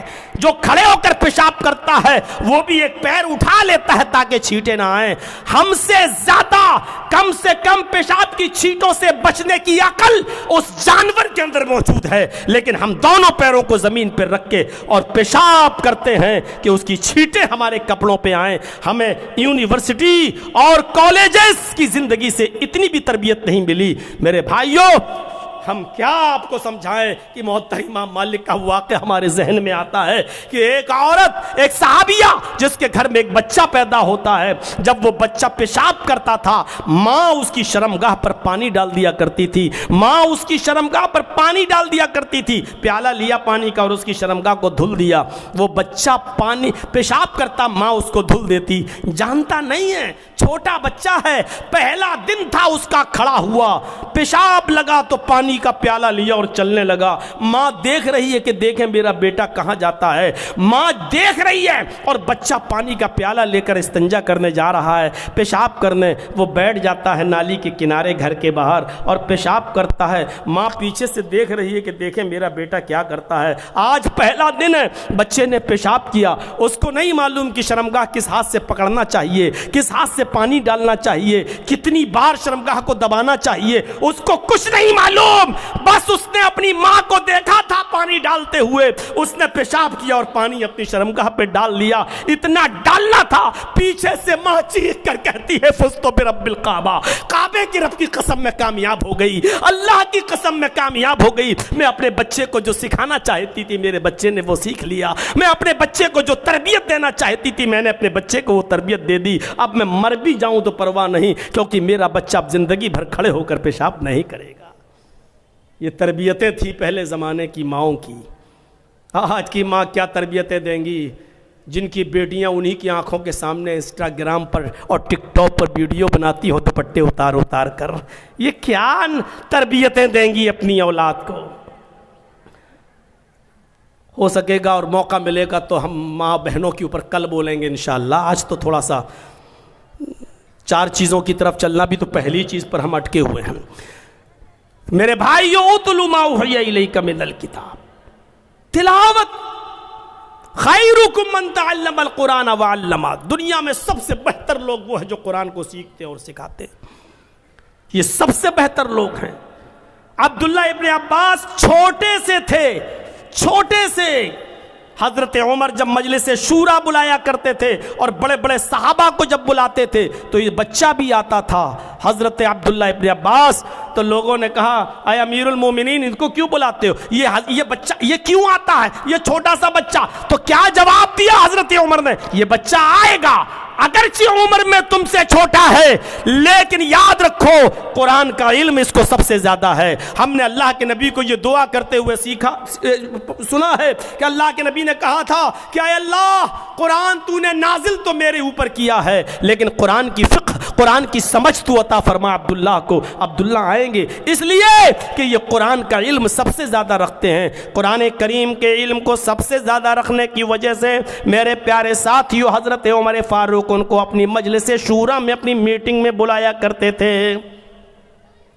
جنگ احد میں جب 70 صحابہ شہید کر دیے گئے اور جگہ کی تنگی تھی اس لیے ایک ایک قبر میں کئی صحابہ اتارے جانے لگے، کئی شہیدوں کو اتارا جانے لگا، تو آپ اس بات سے اندازہ لگائیں کہ 70 صحابہ کی لاش ہے، اللہ کے نبی صلی اللہ علیہ وسلم ان 70 صحابہ کو دیکھ رہے ہیں، لیکن اللہ کے نبی نہیں کہہ رہے ایک طرف سے اٹھاؤ یا داہنی طرف سے اٹھاؤ اور قبر میں اتارو، اللہ کے نبی کہتے ہیں صحابیوں مجھے یہ بتاؤ ان 70 لوگوں میں سب سے زیادہ قرآن کس کو یاد تھا، سب سے زیادہ قرآن کا ماہر کون تھا، سب سے اچھا قرآن کون پڑھا کرتا تھا، اشارہ ہوتا کہ فلاں صحابی یہ سب سے اچھا قرآن پڑھتے تھے، ان کو قرآن کا سب سے اچھا علم تھا، ان کو اٹھایا جاتا اور سب سے پہلے قبر میں ان کو اتارا جاتا، اس کے بعد اب 69 لاشیں رہ گئیں، اب آپ کہتے ہیں ان میں بتاؤ کہ سب سے زیادہ قرآن کس کو یاد تھا، پھر جس کی طرف اشارہ ہوتا اس کو اٹھایا جاتا اور اس کو قبر میں اتارا جاتا،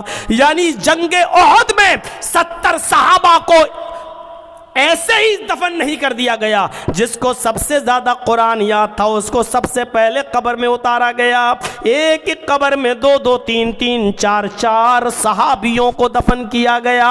میرے بھائیوں آپ اندازہ لگائیے قرآن کے مقام و مرتبے کو ذرا سمجھنے کی کوشش کیجئے، اس لیے فرمایا یہ قرآن طوطے کی طرح رٹنے والی چیز نہیں ہے کہ ایک طرف سے پڑھو اور ختم کر دو، نہیں، یہ راجدھانی ایکسپریس نہیں ہے، اس کو سمجھ کر پڑھیے اور جو لکھا اس کے اوپر عمل کریے۔ چلیے ایک چیز ختم، اب آئیے دوسری چیز کی طرف۔ اللہ تعالیٰ کہتا ہے وَاتْلُ مَا أُوحِيَ إِلَيْكَ مِنَ الْكِتَابِ، شارٹ کر دیا، ابھی اور بھی بہت سی چیزیں تھیں، لیکن آگے آئیے، تلاوت کیجئے اس کتاب کی جو آپ کی طرف اتاری گئی، یعنی پیچھے پیچھے چلیے۔ دوسری چیز وَأَقِمِ الصَّلَاةَ، نماز قائم کیجئے، پڑھیے نہیں۔ پڑھنا تو یہ بھی ہو گیا کہ صبح جرجی صاحب اٹھے، آج خالی ہیں، کوئی ٹائم کام نہیں ہے میرا، چلیے اللہ اکبر، فجر ہو گئی، چلیے ظہر بھی پڑھ لیتے ہیں، اللہ اکبر، ظہر بھی پڑھ لی، عصر بھی پڑھ لی، مغرب بھی پڑھ لی، عشاء بھی پڑھ لی۔ ارے ابھی خالی تو ہیں، کیا کرنا ہے آج، چلو ایک ہفتے کی پوری پڑھ لیتے ہیں، پوری پڑھ لی۔ پڑھنا ہی تو ہے۔ لوگ کہتے ہیں نماز پڑھو، لو ایک ہفتے کی پڑھ لی۔ ہمارے مسلمانوں میں ایک فرقہ ہے ایسا جو ایک ہفتے کی بھی پڑھ لیتا ہے، ایک ہفتے کی بھی پڑھ لیتا ہے، اور ایک ہفتے کی بہت کم لوگ پڑھتے ہیں ویسے، لیکن 24 گھنٹے کی تو پڑھ ہی لیتے ہیں، ان کے ہاں ہے، وہ 24 گھنٹے کی بھی پڑھ لیتے ہیں۔ یہ پڑھنا نہیں ہے، نماز کو قائم کرنا ہے، قائم۔ اور نماز کا قیام کیا ہے معلوم؟ نماز کو اس کے اول وقت میں، نماز کے ٹائم پر آپ کو نماز پڑھنا ہے۔ ان الصلاۃ کانت علی المؤمنین کتابا موقوتا، یہ نماز مومنوں پر، مسلمانوں پر اپنے وقت موعود پر فرض کی گئی ہے، اپنے وقت پر فرض ہے۔ صرف سفر میں آپ کو اجازت ہے کہ 2 نمازیں ایک کر سکتے ہو، ہیں؟ ظہر کے ساتھ عصر ملا سکتے ہو، مغرب کے ساتھ عشاء ملا سکتے ہو، بس۔ 2 نمازوں کو ایک کرنے کا مطلب یہ بھی نہیں کہ فجر اور ظہر ملا لو، فجر اور ظہر نہیں ملا سکتے ہو۔ اور 2 نمازوں کو ایک کرنے کا مطلب یہ بھی نہیں کہ عصر اور مغرب ملا لو، عصر اور مغرب بھی نہیں ملا سکتے ہو۔ 2 نمازوں کو ایک کرنے کا مطلب سفر میں یہ بھی نہیں کہ عشاء اور فجر ایک ساتھ پڑھ لو اور رات میں جلسہ سن کے جاؤ، 2 بجے 1 بجے جب ختم ہو اور بستر پہ سو جاؤ، فجر کی نماز تو آپ نے عشاء میں پڑھ ہی لی تھی، اس لیے اب سوتے رہو، اب صبح 10 بجے اٹھو، یہ بھی اس کا مطلب نہیں ہے۔ آپ کو فجر کی نماز اپنے وقت پہ پڑھنا ہی پڑے گی، آپ کو عصر کی نماز اپنے وقت پہ پڑھنا ہی ہے، عصر اور مغرب ایک ساتھ نہیں ملا سکتے ہیں۔ آپ صرف سفر میں 2 نمازیں ایک ساتھ ملا سکتے ہیں، ظہر اور عصر کو ایک ساتھ، مغرب اور عشاء کو ایک ساتھ۔ عشاء اور فجر نہیں مل سکتی، فجر اور عشاء نہیں مل سکتی، عشاء مغرب اور عشاء تو مل سکتی ہے، لیکن عشاء اور فجر نہیں ملا سکتے ہو، اور فجر اور ظہر نہیں ملا سکتے ہو۔ یہ یاد رکھیے، آپ عصر اور مغرب نہیں ملا سکتے ہو، صرف ظہر، عصر، مغرب اور عشاء، یہ 2 نمازیں ایک ساتھ، اور وہ 2 نمازیں ایک ساتھ سہولت کے طور پر اتنی اجازت دے دی ہے۔ یا آپ کے گاؤں میں بارش ہو رہی ہے اور آپ مسجد میں ہیں، مغرب کا وقت ہے، آپ مغرب کے اذان کے بعد نماز کے ساتھ عشاء بھی پڑھ لیجئے، اور جب بارش بند ہو جائے تو چلے جائیے۔ اجازت ہے کہ بارش کے موقع پر آپ مغرب کے ساتھ عشاء پڑھ لیں یا ظہر کے ساتھ عصر بھی پڑھ لیں، بارش کے دنوں میں اتنی اجازت دی ہے شریعت نے۔ تو میرے بھائیوں، اسلام میں سہولت ہے، لیکن بقیہ نمازیں آپ کو اپنے وقت پہ پڑھنا پڑیں گی۔ مسافر نہیں ہے اور بارش نہیں ہے، کوئی عذر نہیں ہے، تو آپ کو یہ نمازیں اپنے وقت پر پڑھنا پڑیں گی۔ ان الصلاۃ کانت علی المؤمنین کتابا موقوتا، یہ نماز اپنے وقت کے اوپر ہمیں اور آپ کو پڑھنا ہے۔ حضرت انس کا واقعہ آیا ہے، امام احمد اپنی مسند میں نقل کرتے ہیں، بڑا پیارا واقعہ ہے، اس واقعے کو سن لیجئے تو ہم اور آپ ذرا سوچنے پر مجبور ہو جائیں گے۔ حضرت انس نے ایک لمبی عمر پائی، حضرت انس ابن مالک نے ایک لمبی عمر پائی، اور اتنی عمر پائی انہوں نے کہ یہ حضرت عمر ابن عبدالعزیز کے وقت بھی موجود تھے۔ حضرت انس رضی اللہ تعالیٰ عنہ نے ایک لمبی عمر پائی، حدیثوں کو پڑھا، صحابہ کرام کی زندگی کو دیکھا کہ یہ ظہر کب پڑھتے ہیں، عصر کب پڑھتے ہیں، مغرب کب پڑھتے ہیں، فجر کب پڑھتے ہیں، عشاء کب پڑھتے ہیں، ان کے سامنے یہ سارا نقشہ تھا۔ لیکن جب عمر ابن عبدالعزیز کو خلیفہ بنایا گیا اور جب وہ لوگوں کو نماز پڑھانے لگے تو حضرت انس بھی ان کے پیچھے نماز پڑھنے لگے۔ لیکن کبھی کبھی ایسا ہوتا تھا کہ حضرت انس مسجد میں پہلے پہنچ جایا کرتے تھے، اور حضرت انس جب مسجد میں پہلے پہنچ جایا کرتے تھے تو اپنی نماز پڑھ کر نکل جاتے تھے اور چلے جایا کرتے تھے۔ حضرت عمر ابن عبدالعزیز بعد میں آتے تھے اور لوگوں کو نماز پڑھاتے تھے۔ نہیں معلوم کہ کس نے پڑھی کس نے نہیں پڑھی، کچھ لوگوں نے شکایت کی، امیر المومنین اے عمر ابن عبدالعزیز، انس کا معاملہ تو بڑھتا جا رہا ہے۔ کہا کیا معاملہ ہے؟ کہا انس، کبھی تو آپ کے پیچھے نماز پڑھ لیتے ہیں اور کبھی آپ سے پہلے نماز پڑھ کے چلے جاتے ہیں، عجیب معاملہ ہے۔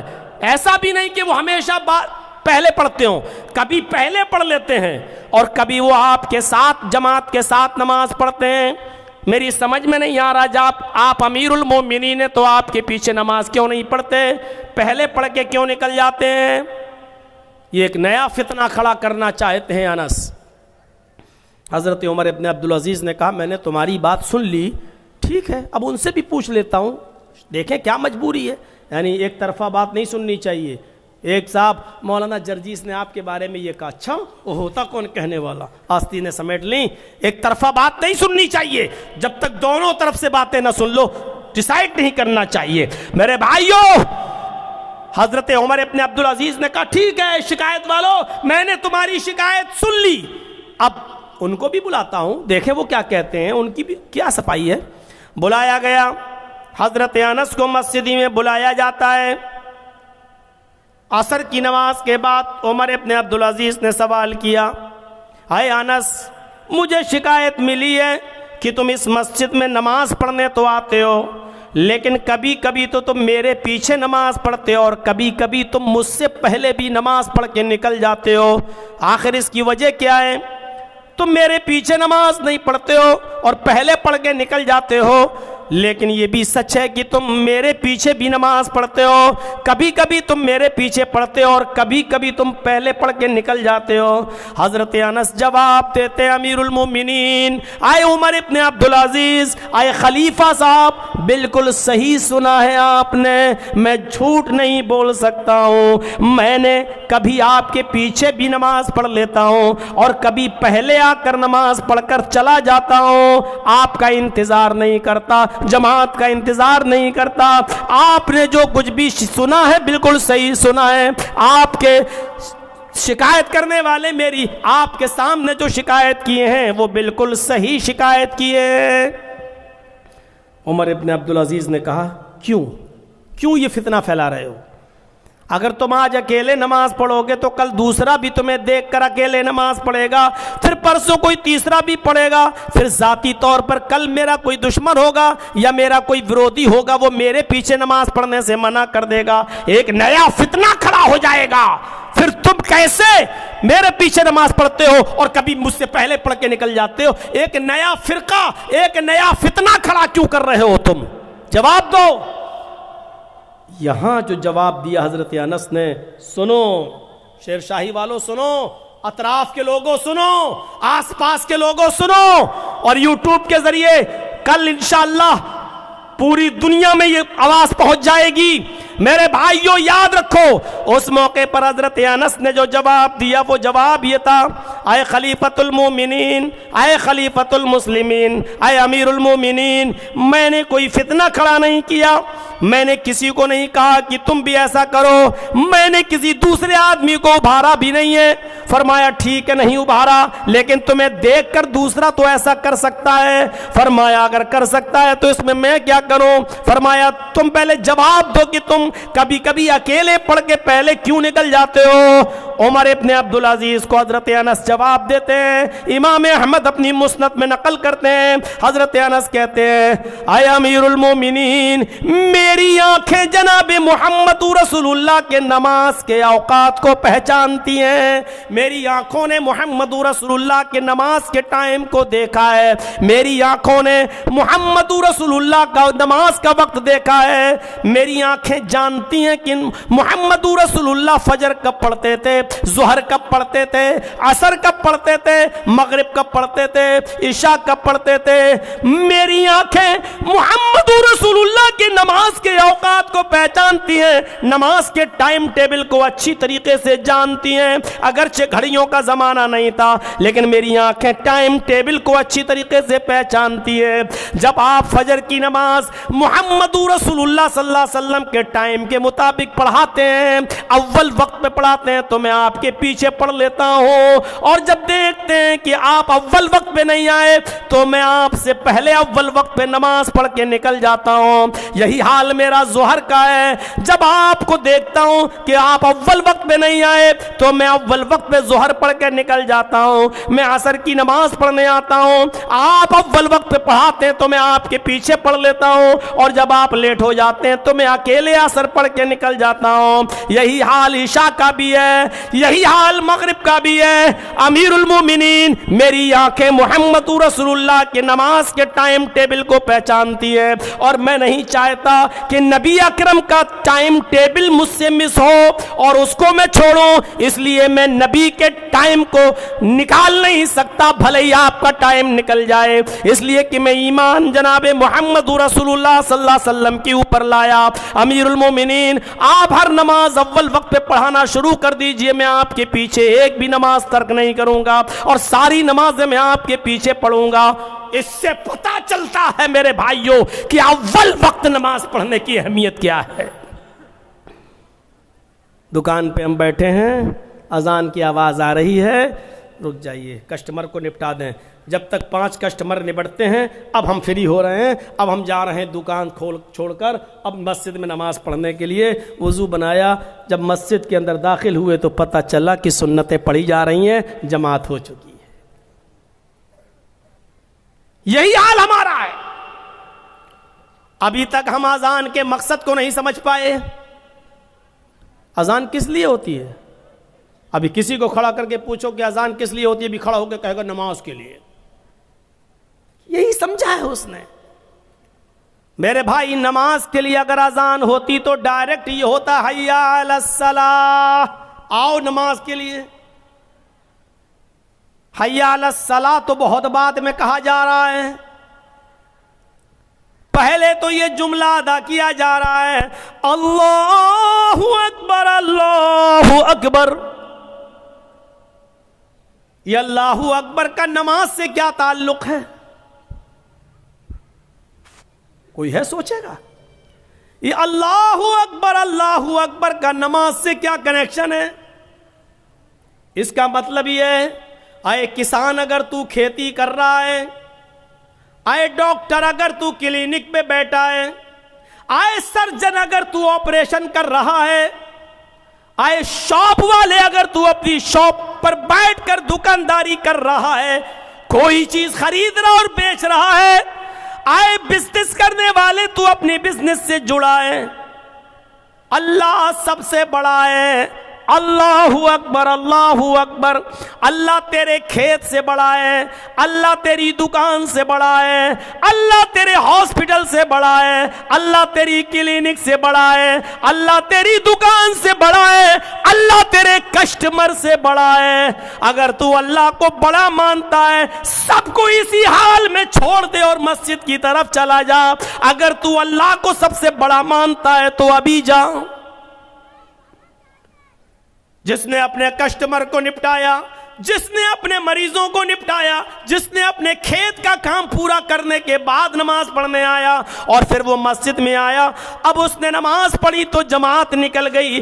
اس کا مطلب یہ ہے کہ اس نے اپنے کھیت کو بڑا جانا, اس نے اپنے ہاسپٹل کو بڑا مانا, اس نے اپنی دکان کو بڑا جانا, اس نے اپنے بزنس کو اور اپنے کاروبار کو بڑا جانا, اس نے اللہ کو بڑا ہی نہیں جانا.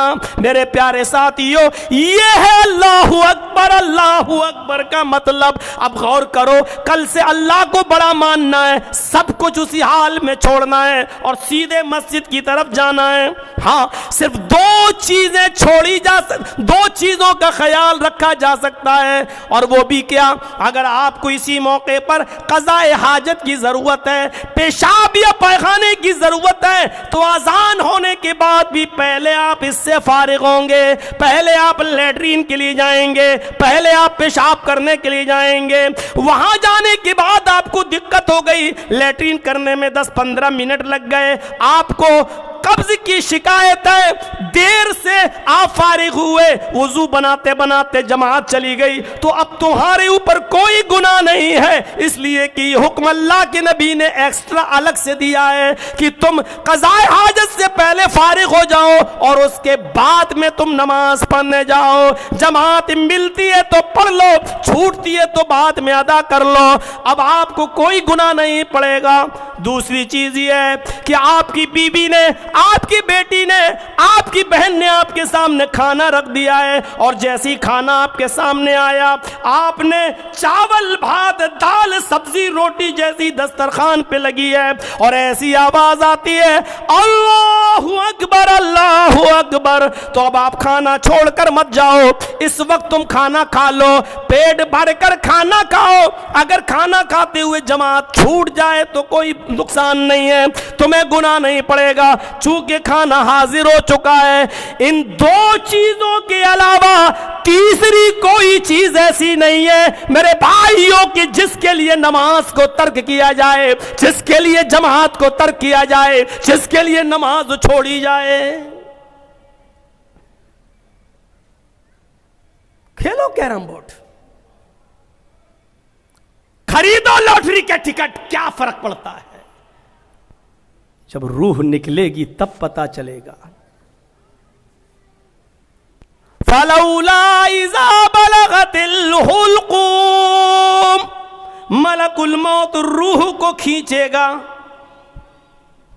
پیروں سے نکالے گا، تلوے سے کھینچے گا، نیچے سے کھینچتے کھینچتے ایڑی تک روح آئے گی، پھر کھینچے گا پنڈلی تک روح آئے گی، پھر کھینچے گا گھٹنے تک روح آئے گی، پھر کھینچے گا ران تک روح آئے گی، کھینچتے کھینچتے کمر تک یہ روح آئے گی، پھر کھینچے گا سینے تک روح آئے گی، کھینچتے کھینچتے حلق تک روح آ جائے گی، اور یہی وہ دردناک منظر ہے فَلَوْلَا إِذَا بَلَغَتِ الْحُلْقُومَ، جب یہ روح پیروں سے نکلتے نکلتے ملک الموت کھینچتے کھینچتے تیرے حلق تک آ جائے گا، تیرے نرکھرے تک آ جائے گا، تیری گردن تک، تیرے حلق تک آ جائے گا، آنکھیں ٹن جائیں گی، کھلی رہ جائیں گی، ملک الموت کو اپنی آنکھوں سے دیکھو گے، ملک الموت کے پاس کھڑے فرشتے عذاب کے یا رحمت کے اپنے سامنے دیکھو گے، وَأَنْتُمْ حِينَئِذٍ تَنْظُرُونَ، اس روح کو نکلتے ہوئے تم اپنی آنکھوں سے دیکھ رہے ہوگے۔ یہ روح جب نکلتی ہے تو بندہ اپنے آنکھوں سے دیکھ لیتا ہے، ہاں ملک الموت کو دیکھ لیتا ہے، اور یہ بھی دیکھ لیتا ہے کہ اس کے پاس کون سا فرشتہ کھڑا ہے، میری روح کو اچھے فرشتے رحمت کے فرشتے لے جائیں گے یا عذاب کے فرشتے لے جائیں گے۔ وہ دیکھ لیتا ہے کہ جنت کا خوشبودار لباس لے کر آئے ہیں یا جہنم کا بدبودار ٹاٹ لے کر آئے ہیں، وہ دیکھ لیتا ہے۔ میں نے زندگی میں صرف ایک ہی موت دیکھی ہے قریب سے، اور وہ بھی اپنے فادر کی، اپنے ابو کی، ہاسپٹل کے موقع پر، آخری وقت میں وہیں تھا، وائی پائپ پر تھے، سانس چل رہی تھی، آنکھیں بالکل وہی منظر کھینچ رہی تھی جو قرآن نے بیان کیا ہے۔ ایک عالم کے لیے اس وقت قرآن کو سمجھنا بڑا آسان ہوتا ہے، ایک جاہل آدمی کیا جانے آنکھیں ٹن رہی تو کیوں، وہ تو جانے کھل گئی، نہیں کھلتی کیوں ہیں، ایسے دیکھتا کیوں ہے، آنکھیں ایسے کیوں ہوتی ہیں، پھٹی کی پھٹی کیسے رہ جاتی ہیں، اس لیے کہ وہ روح کو نکلتے ہوئے اپنی آنکھوں سے دیکھتا ہے۔ یہ منظر سب کے ساتھ ہونا ہے، راستہ ہی یہی ہے، گزرنا ہی یہیں سے ہے، دو راستے ہیں ہی نہیں، ہمیں جانا ہی اسی راستے سے ہے۔ یہ الگ بات ہے کوئی 2 دن پہلے گزر جاتا ہے، کوئی 2 دن بعد میں گزر جاتا ہے۔ دیکھیے کیا امید تھی، علی پور میں جلسہ تھا، آگے آگے رہتے تھے آپ ہی کے شیر شاہی مدرسے کے ذمہ دار عبد القادر صاحب، مولانا صاحب میرے گھر چلیے، ہمارے بچے بھی آپ سے ملنا چاہتے ہیں۔ زبردستی بیچارے ہاتھ پکڑ کے اپنے گھر لے گئے، چائے پلائے۔ دوسرے دن جب جلسہ ختم ہوا، اپنے ہاتھ سے بیچاروں نے نذرانہ دیا، تحفہ دیا، پکڑایا، ہنستے ہیں، کھلکھلاتے ہیں۔ دعا کیجئے گا مولانا، شیر شاہی میں بھی رہوں گا انشاءاللہ، آپ انشاءاللہ ہم آپ کو لے کے چلیں گے۔ شیر شاہی کی جلسے کی بات انہوں نے وہاں ہم سے کہی ہے، مصطفیٰ صاحب کے گھر پر بیٹھ کر، کہ ہم آپ کو لے کے چلیں گے، کوئی تکلیف نہیں ہوگی، ہمارے ساتھ چلیے گا۔ امید تھی کہ علی پور کے جلسے کے بعد شیر شاہی کا جلسہ وہ نہیں دیکھ پائیں گے، چلے گئے اس دنیا سے۔ اللہ رب العالمین ان کی قبر کو نور سے بھر دے، اللہ ان کو غریق رحمت فرمائے، اللہ ان کی بخشش فرمائے۔ اللہم اغفر لہو ورحمہ وعافہ واعف عنہ واکرم نزلہ ووسع مدخلہ واغسلہ بالماء والثلج والبرد۔ میرے پیارے ساتھیو، دعائیں کرنا چاہیے اس بزرگ کے لیے۔ میں بتانا یہ چاہتا ہوں کہ کون جانتا ہے کیا لکھا، تو وَأَقِمِ الصَّلَاةَ، نماز قائم کی، یہ قیام کرنا ہے، اپنے وقت پر پڑھنا ہے۔ نماز اذان ہوتے ہی آپ کو مسجد کی تیاری کرنا ہے۔ اب آپ کو کیرم بورڈ نہیں کھیلنا ہے، اب آپ کو India Pakistan, India Australia, India Bangladesh کا میچ نہیں دیکھنا ہے۔ سب 2 اوور رہ گئے، اس کو دیکھ لیں۔ جہاں 2 اوور دیکھنے کے چکر میں آپ رہے، اور جب تک آپ مسجد میں گئے جماعت ختم، معاف کیجئے گا، ایسا جماعت کو چھوڑنا شریعت نے جائز نہیں بتایا ہے۔ اس لیے جماعت کا اہتمام کیا جائے اور اول وقت میں نماز پڑھی جائے۔ ان الصلاۃ کانت علی المؤمنین کتابا موقوتا، اور یہ یاد رکھیے گا، نماز میں رخصتی تو ہے، نماز میں سہولت تو ہے، لیکن نماز معاف کسی حال میں نہیں ہے، یہ یاد رکھیے گا۔ اگر آپ کھڑے ہو کر پڑھنے کی طاقت نہیں رکھتے بیماری کی وجہ سے، تو آپ کو بیٹھ کر پڑھنے کی اجازت ہے۔ بیٹھ کے پڑھنے میں بھی دقت ہے تو لیٹ کے پڑھ لو، لیٹ کے پڑھنے میں بھی دقت ہے کروٹ سے پڑھ لو، کروٹ سے بھی دقت ہے تو ٹیک لگا کر صرف زبان ہلا ہلا کے پڑھ لو۔ اگر اس میں بھی دقت ہے وضو بنانے میں تو تیمم کر کے پڑھ لو میرے بھائیوں۔ اور تیمم کی بھی اجازت ہے، اگر نہیں کر پا رہے ہو، مٹی سے بھی نقصان ہے تو دل میں ہی وضو کی نیت کر لو، لیکن نماز اس حال میں بھی پڑھنا ہے۔ پیشاب کی تھیلی لٹکی ہوئی ہے، پیشاب آپ کو ہو رہا ہے، استنجا نہیں کر پا رہے ہیں، آپ کے نلی پڑی ہوئی ہے، اس حال میں بھی آپ کو نماز پڑھنا ہے، اس لیے کہ یہ آپ کی عذر ہے، یہ آپ کی مجبوری ہے۔ نماز کی حالت میں بھی اگر پیشاب نکل رہا ہے اس تھیلی میں تب بھی کوئی فرق نہیں پڑے گا، لیکن نماز تمہیں اس حال میں بھی پڑھنا ہے۔ بیٹھ کے پڑھو، ٹیک لگا کے پڑھو۔ او نوجوانوں ذرا سوچو، پیشاب کی نلی لگی ہے پھر بھی پڑھنا ہے، آپریشن ہو چکا ہے، ڈاکٹر نے لیٹرین کا راستہ بدل دیا ہے، کینسر ہو گیا ہے، لیٹرین کا راستہ بدل دیا ہے، یہاں تھیلی لٹکی ہوئی ہے، نماز کا ٹائم ہے، آپ ہوش و حواس میں ہو تب بھی نماز پڑھنا ہے۔ نماز کسی بھی حال میں معاف نہیں ہے۔ حضرت عمر کا پیٹ پھٹ چکا ہے، کھنجر لگا ہے، دودھ پیتے پیڑ سے نکل جاتا، شہد کھاتے پیڑ سے نکل جاتا، پانی پیتے پیڑ سے نکل جاتا۔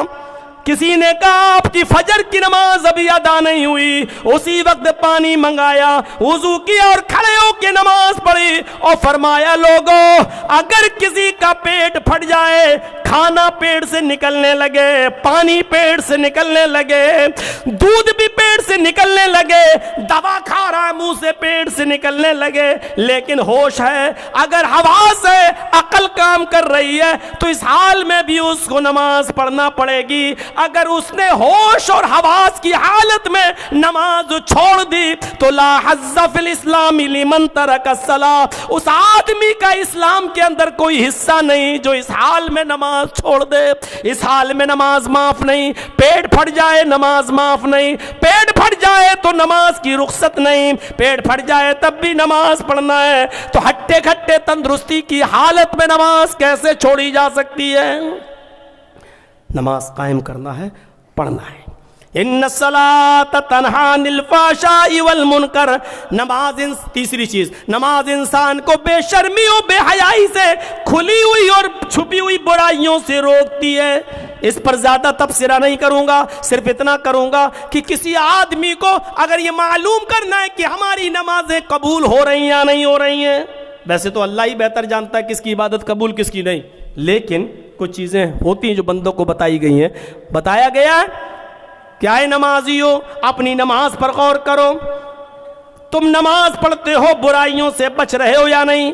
تمہاری نمازیں قبول ہو رہی یا نہیں، اس کا پتہ کیسے لگایا جا سکتا ہے؟ اس کا پتہ ایسے لگایا جا سکتا ہے اگر کوئی نماز پڑھنے کے بعد تقوی اختیار کرتا ہے، نماز پڑھنے کے بعد پرہیزگاری اس کے اندر آتی ہے، نماز پڑھنے کے بعد حلال و حرام کا خیال رکھتا ہے، نماز پڑھنے کے بعد سود اور بیاج سے بچا ہوا ہے، نماز پڑھنے کے بعد کسی کا حق نہیں مار رہا ہے، نماز پڑھنے کے بعد امانت داری اس کے اندر آئی ہوئی ہے اور وہ بالکل گناہوں سے بچا ہوا ہے، تو وہ سمجھ لے کہ اللہ کے ہاں ہماری نماز انشاءاللہ قبول ہو رہی ہوگی۔ اور اگر نماز بھی پڑھ رہا ہے، سود بھی کھا رہا ہے، نماز بھی پڑھ رہا ہے، چوری بھی کر رہا ہے، نماز بھی پڑھ رہا ہے، لاٹری کا ٹکٹ بھی خرید رہا ہے، نماز بھی پڑھ رہا ہے، میکینک کی دکان پر بیٹھ کر ڈپلیکیٹ پارٹس کو ڈال کر اور اوریجنل پارٹس کا پیسہ لے رہا ہے، نماز بھی پڑھ رہا، لوگوں کو دھوکہ بھی دے رہا ہے، نماز بھی پڑھ رہا اور دودھ میں پانی ملا کر بھی بیچ رہا ہے، نماز بھی پڑھ رہا ہے، اصلی مال کے ساتھ ڈپلیکیٹ مال کی ملاوٹ کر کے بھی بیچ رہا ہے، نماز بھی پڑھ رہا ہے، اپنی بیٹی اور بہن کا حق بھی مار کے کھا رہا ہے، نماز بھی پڑھ رہا ہے، اپنے بیٹوں کو وراثت میں حق دے کر اپنی بیٹیوں کی شادی کرا کے بیٹیوں کو وراثت سے محروم کر رہا ہے، نماز بھی پڑھ رہا اور یہ سارے کام کر رہا ہے، تو سمجھ لو کہ اس کی نماز اللہ کی بارگاہ میں قبول نہیں ہو رہی ہے، کیونکہ نماز تو انسان کو بے شرمی، بے حیائی، کھلی اور چھپی ہوئی برائیوں سے روکتی ہے۔ یہ انسان غور کرے، ہر نمازی غور کرے کہ نماز پڑھنے کے بعد اس کے اندر کتنا تقوی پیدا ہوا۔ ایک صحابی ایمان لائے، بڑے غریب، بہت ہی غریب، اور اسلام لائے۔ اسلام لانے کے بعد اللہ کے رسول سے ہاتھ ملایا، اشہد ان لا الہ الا اللہ و اشہد ان محمدًا عبدہ و رسولہ۔ کہا اللہ کے نبی اب کیا کروں؟ آپ نے کہا جاؤ نماز پڑھو۔ اب وہ 5 وقت کا نمازی بن گیا۔ جیسے ہی اس نے نماز پڑھنا شروع کی، اس کی اونٹوں کی ریوڑ ہو گئی، بکریوں کی لائن لگ گئی، اس کی کھیتی باڑی بڑھ گئی، اس کے پاس دولت اناپ شناپ آنے لگی، پیسہ ہی پیسہ۔ وہ اللہ کے نبی کے پاس آیا اور کہنے لگا اللہ کے نبی غضب ہو گیا۔ کہا کیا ہوا؟ کہ جب سے میں نے نمازیں پڑھنا شروع کی یہ چیزیں میرے پاس آنے لگیں۔ اے اللہ کے رسول، اونٹوں کی لائن لگ گئی، بکریوں کا ریوڑ تیار ہو گیا، کھیتی باڑی ہمارے پاس ہو گئی، ہمارے پاس دولت کا انبار لگ گیا۔ اے اللہ کے رسول مجھے یہ سب نہیں چاہیے۔ آپ نے کہا ہے، اور ہم یہ پوچھتے ہیں مولانا صاحب اتنی نمازیں پڑھتے پھر بھی اللہ برکت نہیں دے رہا ہے۔ سوچ دیکھیے وہ کیا کہہ رہے ہیں کہ اللہ کے رسول یہ سب نہیں چاہیے۔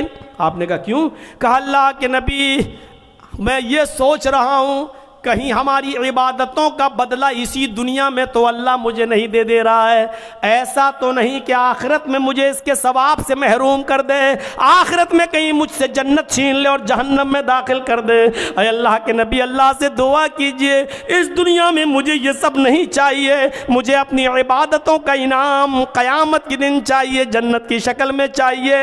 غور کیجئے میرے بھائیوں، ان کی سوچ کیا تھی اور ہماری سوچ کیا ہے؟ ہماری سوچیں بدل گئیں اور ان کی سوچیں کیا تھی؟ تو ان الصلاۃ تنہا عن الفحشاء والمنکر، نماز انسان کو بے شرمی و بے حیائی سے روک دیتی ہے۔ اور چوتھی چیز کی طرف آ جائیے، وَلَا ذِكْرُ اللَّهِ اکبر، اللہ کا ذکر بہت بڑی چیز ہے۔ میرے بھائیوں، اٹھتے بیٹھتے چلتے پھرتے آپ اپنی زبان سے کچھ نہ کچھ پڑھتے رہیے، اللہ کا ذکر کرتے رہیے، اپنی زبان کو خالی مت رکھیے۔ کیا کرتے ہو؟ اس کی برائی، اس کی برائی، اس سے بہتر ہے کہ سبحان اللہ پڑھ لو، اس سے بہتر ہے کہ الحمدللہ پڑھ لو۔ زمین و آسمان بھر دیتا ہے یہ سبحان اللہ الحمدللہ۔ آپ کو معلوم ہے لا الہ الا اللہ کتنا بڑا ورد ہے؟ اللہ کے نبی فرماتے ہیں کہ لا الہ الا اللہ کو ترازو کے ایک پلڑے پہ رکھ دیا جائے اور پوری دنیا کو، زمین و آسمان کو دوسرے پلڑے پہ رکھ دیا جائے اور ترازو اٹھائی جائے تو لا الہ الا اللہ کا پلڑا جھک جائے گا اور زمین و آسمان کا پلڑا اٹھ جائے گا۔ غور کرو کتنی بڑی کتنی وزنی کتنی بھاری عبادت ہے یہ لا الہ الا اللہ. ہم معمولی جملہ سمجھتے ہیں لا الہ الا اللہ. لا الہ الا اللہ، ارے یہی تو وہ جملہ ہے جو انسان کو نہ پڑھنے پر جہنمی بنا دیتا ہے، اور یہی تو وہ جملہ ہے جو پڑھنے پر انسان کو جنتی بنا دیتا ہے. غور کرو، 70 سال اور 80 سال تک گناہ کرنے والے لوگوں نے، گناہ کرنے والوں نے 80 سال کی عمر میں پڑھا لا الہ الا اللہ. اللہ کے نبی نے کہا اللہ نے اس کو جہنم کی آگ سے بچا لیا. 80 سال گناہ کرنے کے بعد اس نے کلمہ پڑھا لا الہ الا اللہ. اللہ کے نبی نے حضرت حذیفہ کے آپ نے اسود کے بارے میں سنا، یہودی تھا، یہودی نبی پر ایمان لایا. آپ نے کہا کیا کروں؟ اسود نے کہا کیا کروں؟ آپ نے کہا بینا نماز کا وقت ہے کہ میں تجھے یہ کہوں نماز پڑھو؟ ابھی تو نماز کا وقت بھی نہیں ہے، تو ابھی اسلام لایا ہے. سنو، 9 بجے کے آس پاس اسلام لایا، 9 بجے کے آس پاس دن میں اسلام لایا. کہنے لگا اللہ کے نبی اب اسلام تو لایا، کام کیا کروں؟ آپ نے کہا ابھی تو کوئی نماز کا وقت بھی نہیں ہے کہ میں تجھ کو نماز کے لیے کہوں، رمضان کا مہینہ بھی نہیں ہے کہ میں تجھے روزہ رکھنے کے لیے کہوں، حج کا مہینہ بھی نہیں ہے کہ میں تجھے حج کرنے کے لیے کہوں. ایسا کر، میرے صحابہ فلاں جگہ جہاد کر رہے ہیں، تو بھی جہاد میں شامل ہو جا، تو بھی کافروں سے لڑ. اس نے تلوار سنبھالی، گھس گیا میدان جنگ میں. صحابہ کو بھی نہیں معلوم یہ کون ہے، کیونکہ وہ تو نبی پر ایمان لایا ہے، نبی کے سامنے لایا. صحابہ تو پہلے سے لڑ رہے ہیں، وہ کافروں میں گھس گیا، کئی کافروں کو مارا، اور مارتے مارتے مارتے مارتے لڑتے لڑتے خود شہید ہو گیا، قتل ہو گیا. صحابہ پہچان نہیں پا رہے کون آدمی ہے. لڑائی تو میری طرف سے لڑ رہا تھا، لیکن اس کو کیا کروں؟ اس کو دفناؤں یا اس کو کافروں کے حوالے کروں؟ ہم اس کو جانتے نہیں ہیں. اللہ کے نبی کو بلایا گیا. اللہ کے نبی صلی اللہ علیہ وسلم فرماتے ہیں ارے یہ تو اسود ہے، ارے ابھی تھوڑی دیر پہلے اسلام لایا، ابھی تھوڑی دیر پہلے اس نے کلمہ پڑھا. غور کرو میرے بھائیو، اللہ کے نبی فرماتے ہیں تمہارا ایمانی بھائی ہے، ابھی تھوڑی دیر پہلے اس نے کلمہ پڑھا. یہ پہلا وہ شخص ہے جس نے ایک بھی وقت کی نماز نہیں پڑھی، پھر بھی اللہ اس کو جنت دے گا. اس نے ایک بھی وقت کی نماز نہیں پڑھی، پھر بھی یہ جنت کے اندر جائے گا، اس لیے کہ اس نے مرنے سے پہلے لا الہ الا اللہ پڑھ لیا تھا. غور کیجئے آپ، لا الہ الا اللہ کا وظیفہ کتنا بڑا ہے. ہاں، ابو طالب کے پاس بیٹھے، طالب کے پاس بیٹھے، سب سے زیادہ مدد ابو طالب نے کی تھی اللہ کے نبی کی، اور اللہ کے رسول ان سے کہہ رہے ہیں، یہ سب بیٹھے ہیں، ابو جہل، یہ ابو لہب، سب بیٹھے ہوئے ہیں، اور اللہ کے رسول اپنے چچا سے کان میں کہتے ہیں اے چچا جان، پوری زندگی آپ نے میری مدد کی، یہ آپ کا آخری وقت ہے، میں چاہتا ہوں کہ آپ جہنم کے عذاب سے بچ جائیں. پوری زندگی نبی کی سیوا کی ہے. تو کہا کہ میں کیا کروں؟ اپنا کان بڑھا دیا اللہ کے رسول نے، اور چچا سے کہا ہے ابو طالب، اے میرے چچا، سب کے سامنے مت پڑھیے، آپ کی بے عزتی ہو رہی ہے نا، آپ ان لوگوں کے ڈر رہے ہیں کہ یہ لوگ کیا کہیں گے، آپ صرف میرے کان میں کہہ دیجئے قل فی اذنی لا الہ الا اللہ. اے میرے چچا، صرف میرے کان میں چپکے سے کہہ دیجئے اشہد ان لا الہ الا اللہ، کان میں کہہ دیجئے. آپ میرے کان میں کہہ دیں گے تو میں گواہ بن جاؤں گا، اور قیامت کے دن اللہ رب العالمین سے میں آپ کی سفارش کراؤں گا، میں اللہ رب العالمین سے حجت کر لوں گا، میں اللہ سے بحث کر لوں گا. آپ میرے کان میں کہہ دیجئے، اور قیامت کے دن شفاعت کی ذمہ داری میری کہ میں اللہ تعالیٰ سے آپ کو بخشوا لوں گا انشاءاللہ. اللہ نے چاہا تو میں آپ کو جنت میں پہنچوا دوں گا. ابو طالب نے آخری وقت میں بھی کہا بھتیجے، میرا دل نہیں ہوتا ہے کہ آخری وقت میں اپنے باپ دادا کا دین چھوڑ دوں. لوگ کہیں گے کہ دیکھو آخری وقت میں ڈر گیا، جہنم کے ڈر سے اس نے کلمہ پڑھ لیا، اپنے بھتیجے کی بات مان لی. میں آخری وقت میں بھی اپنے باپ دادا کے دین پہ ہی مرنا چاہتا ہوں. اور ابو طالب اسی جہالت پر مرے، اسی حالت کفر میں مرے. میرے بھائیوں غور کرو، پوری زندگی نبی کی خدمت کی لیکن کلمہ نہیں پڑھا. کہاں گئے؟ جہنم میں. اللہ کے رسول نے ایک بار دعا بھی کی کہ اللہ میرے چچا کی مغفرت فرما. اللہ نے جبرائیل کو بھیج دیا، اے محمد آپ کے لیے بھی اور کسی مسلمان کے لیے جائز نہیں کہ وہ کسی کافر کے لیے دعائے مغفرت کرے. نہیں کر سکتا، آپ نہیں کر سکتے کسی کافر کے لیے. آپ کا چچا کافر تھا، حالت کفر میں مرا، وہ جہنم ہی میں جائے گا۔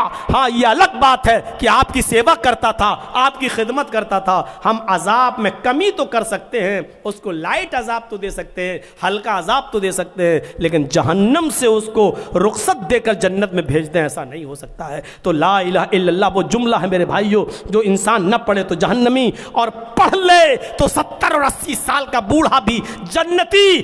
اس کلمے کو پڑھتے رہیے، لا الہ الا اللہ، اور 5 جملوں پر مشتمل اس جملے کو یاد کر لو۔ کتنا آسان ہے، سبحان اللہ، الحمدللہ، اللہ اکبر، لا الہ الا اللہ، لا حول ولا قوت الا باللہ۔ یہ 5 جملے یاد کر لیجئے اور چلتے بیٹھتے چلتے پھرتے پڑھیے، ساری فضیلتیں آپ کو مل جائیں گی۔ سبحان اللہ، اور اس کو ملا کر پڑھیں گے تو کیسے پڑھیں گے؟ جب ملائیں گے تو کیسے پڑھیں گے؟ سبحان اللہ والحمد للہ واللہ اکبر ولا الہ الا اللہ ولا حول ولا قوت الا باللہ۔ سارے خزانے اس کے اندر موجود۔ اب اس میں لا حول ولا قوت جو لاسٹ میں آ رہا ہے کتنا زبردست ہے، لا الہ الا اللہ لا حول ولا قوت الا باللہ۔ اللہ کے نبی فرماتے ہیں الا ادلکم علی کنز من کنوز الجنہ، بخاری کی روایت، آئے میرے صحابیوں کیا میں تمہیں جنت کا خزانہ نہ دے دوں؟ کیا میں تمہیں جنت کا خزانہ، جنت نہیں جنت کا خزانہ، کیا میں تمہیں جنت کا خزانہ نہ دے دوں؟ صحابہ نے کہا بلا، کیوں نہیں اللہ کے نبی دیجئے، کیا ہے؟ آپ نے فرمایا قل لا حول ولا قوت الا باللہ، لا حول ولا قوت الا باللہ پڑھا کرو، یہ جنت کے خزانوں میں سے خزانہ ہے، یہ جنت کے خزانوں میں سے خزانہ۔ کتنا ٹائم لگ رہا ہے پڑھنے میں لا حول ولا قوت الا باللہ، کتنا ٹائم لگ رہا ہے سبحان اللہ پڑھنے میں، کتنا ٹائم لگ رہا ہے الحمدللہ پڑھنے میں، کتنا ٹائم لگ رہا ہے اللہ اکبر پڑھنے میں، کتنا ٹائم لگ رہا ہے لا الہ الا اللہ پڑھنے میں، کتنا ٹائم لگ رہا ہے لا حول ولا قوت الا باللہ پڑھنے میں۔ بحث کا دور ختم، آئیے یہ موجودہ دور علمی دور ہے، ٹیکنالوجی کا دور ہے، وہ سوالات کی اب کوئی گنجائش باقی نہیں رہ گئی۔ مولانا صاحب فرض نماز کے بعد دونوں ہاتھ اٹھا کر دعا مانگنا جائز ہے کہ ناجائز؟ امام کے ساتھ جائز کہ ناجائز؟ اللہ کے رسول نے فرض نماز کے بعد دعائیں بتائی ہیں، پڑھیے، نہ یاد ہو تو یاد کیجئے۔ کیا ہے دعا؟ السلام علیکم ورحمۃ اللہ، السلام علیکم ورحمۃ اللہ۔ اب آپ دعا پڑھیے اللہ اکبر، اب آپ کہیے استغفر اللہ استغفر اللہ استغفر اللہ۔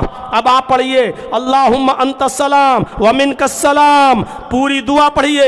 اس کے بعد پڑھیے لا الہ الا اللہ وحدہ لا شریک لہ لہ الملک ولہ الحمد وہو علی کل شیء قدیر۔ پھر پڑھیے لا الہ الا اللہ وحدہ لا شریک لہ لہ الملک ولہ الحمد یحیی ویمیت وہو علی کل شیء قدیر۔ پھر پڑھیے لا الہ الا اللہ وحدہ لا شریک لہ لہ الملک ولہ الحمد وہو علی کل شیء قدیر۔ اللہم لا مانع لما اعطیت ولا معطی لما منعت ولا ينفع ذا الجد منک الجد۔ اس کے بعد پھر دعا پڑھیے لا الہ الا اللہ وحدہ لا شریک لہ لہ الملک ولہ الحمد وہو علی کل شیء قدیر، لا حول ولا قوت الا باللہ، لا الہ الا اللہ ولا نعبد الا ایہ، لہ النعمۃ ولہ الفضل ولہ الثناء الحسن، لا الہ الا اللہ مخلصین لہ الدین ولو کرہ الکافرون۔ اس کے بعد پڑھیے اللہم اعنی علی ذکرک و شکرک و حسن عبادتک۔ اس کے بعد پڑھیے اللہ لا الہ الا هو الحی القیوم لا تأخذہ سنۃ ولا نوم، پوری آیت الکرسی۔ اس کے بعد پڑھیے قل هو اللہ احد اللہ الصمد لم یلد، پوری سورہ اخلاص۔ اس کے بعد پڑھیے قل اعوذ برب الفلق۔ اس کے بعد پڑھیے قل اعوذ برب الناس، پوری سورت۔ اللہ کے نبی فرماتے ہیں جس نے فرض نماز کے بعد اسی جگہ پر بیٹھ کر یہ دعائیں پڑھی، اللہ کے فرشتے زمین و آسمان بھر کر جتنے بھی فرشتے ہیں وہ اس آدمی کے لیے دعائیں کرتے رہتے ہیں جس نے یہ دعا پڑھی ہے، اس وقت تک دعا کرتے رہتے ہیں اس آدمی کے لیے جب تک کہ نماز کا دوسرا وقت نہ آ جائے۔ یعنی ظہر کے بعد یہ دعائیں پڑھ رہا ہے تو عصر تک وہ فرشتے اس کے لیے دعا کرتے ہیں، عصر کے بعد یہ دعا پڑھ رہا ہے تو مغرب تک وہ فرشتے، کتنے فرشتے زمین و آسمان بھر کے کوئی گنتی بتا سکتا ہے؟ ہزاروں نہیں، لاکھوں نہیں، کروڑوں اربوں اور کھربوں فرشتے اس ایک آدمی کے لیے دعا کرتے ہیں جو یہ دعائیں پڑھ رہا ہے۔ ان دعاؤں کو یاد کریے۔ لڑائی کب تک لڑتے رہیں گے؟ کب تک جنگ کریں گے؟ کب تک فرض نماز کے بعد ہاتھ اٹھا کر اس مسئلے کو زیر بحث بنائے رہیں گے۔ میرے بھائیو، جو دعائیں نبی اکرم سے ثابت ہے اس کو پڑھیے اور یاد کریے۔ یہ وظیفے بتائے ہیں۔ اللہ کے نبی نے فرمایا من قرأ آیت الکرسی بعد صلاۃ المکتوبہ لم یمنعہ الا الموت، جو آدم من دخول الجنہ لم یمنعہ من دخول الجنہ الا الموت۔ اللہ کے نبی فرماتے جس نے فرض نماز کے بعد، ہر فرض نماز کے بعد آیت الکرسی پڑھ لی، ایک بار آیت الکرسی پڑھی، ایسے شخص کو جنت میں جانے سے صرف موت روک رہی ہے۔ لم یمنعہ من دخول الجنہ الا الموت، اس کو جنت میں جانے سے صرف موت روک رہی ہے۔ ان دعاؤں کو یاد کرو، ان وظیفوں کو یاد کرو تو ولا ذکر اللہ اکبر، اللہ کا ذکر بہت بڑی چیز ہے۔ اللہ کے ان اذکار کو یاد کرو، اٹھتے بیٹھتے چلتے پھرتے جاگتے سوتے آپ پڑھیے، بستر پہ لیٹنے جائیں تو پڑھیے، اے سبحان اللہ الحمدللہ اللہ اکبر 33 بار سبحان اللہ پڑھیے، 33 بار الحمدللہ پڑھیے، 33 بار اللہ اکبر پڑھیے، اور آخر میں لا الہ الا اللہ وحدہ لا شریک لہ لہ الملک و لہ الحمد وہو علی کل شیء قدیر پڑھیے۔ حضرت فاطمہ آئیں کہ اللہ کے رسول چکی چلاتے چلاتے ہاتھوں میں چھالے پڑ گئے، مشکیزہ پانی کا اٹھا اٹھا کر کمر میں درد ہو گیا، جو خادم جو غلام جنگ سے آئے ہیں آپ کے پاس، ان میں سے ایک خادم مجھے دے دو، ایک غلام مجھے دے دو، میرے گھر کا کام کرتا رہے گا۔ اللہ کے نبی نے فرمایا فاطمہ کیا میں تمہیں اس سے بھی بہتر چیز نہ دے دوں جو تمہاری تھکان کو مٹا دے؟ فرمایا کیا؟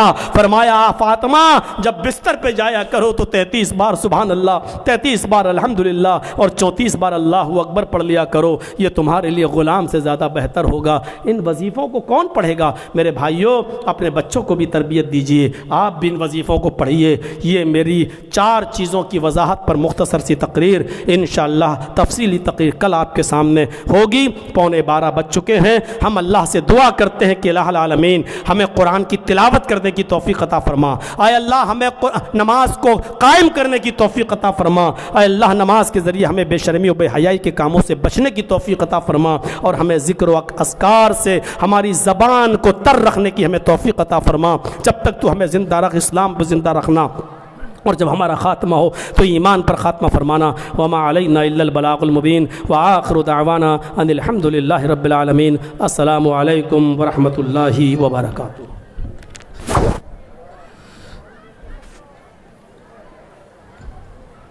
جزاکم اللہ خیرہ۔ یہ تھے فضیلت شیخ جناب مولانا محمد جدید انصاری حفظہ اللہ تعالی، جو آپ کے سامنے بہت ہی خوبصورت انداز میں اپنا خطاب پیش کر رہے تھے۔ انشاءاللہ شیخ کو پھر ہم لوگ کل سنیں گے۔ آج کی ملاقات بس اتنی، کر لیجیے کل بات چاہے جتنی۔ السلام علیکم ورحمۃ اللہ وبرکاتہ۔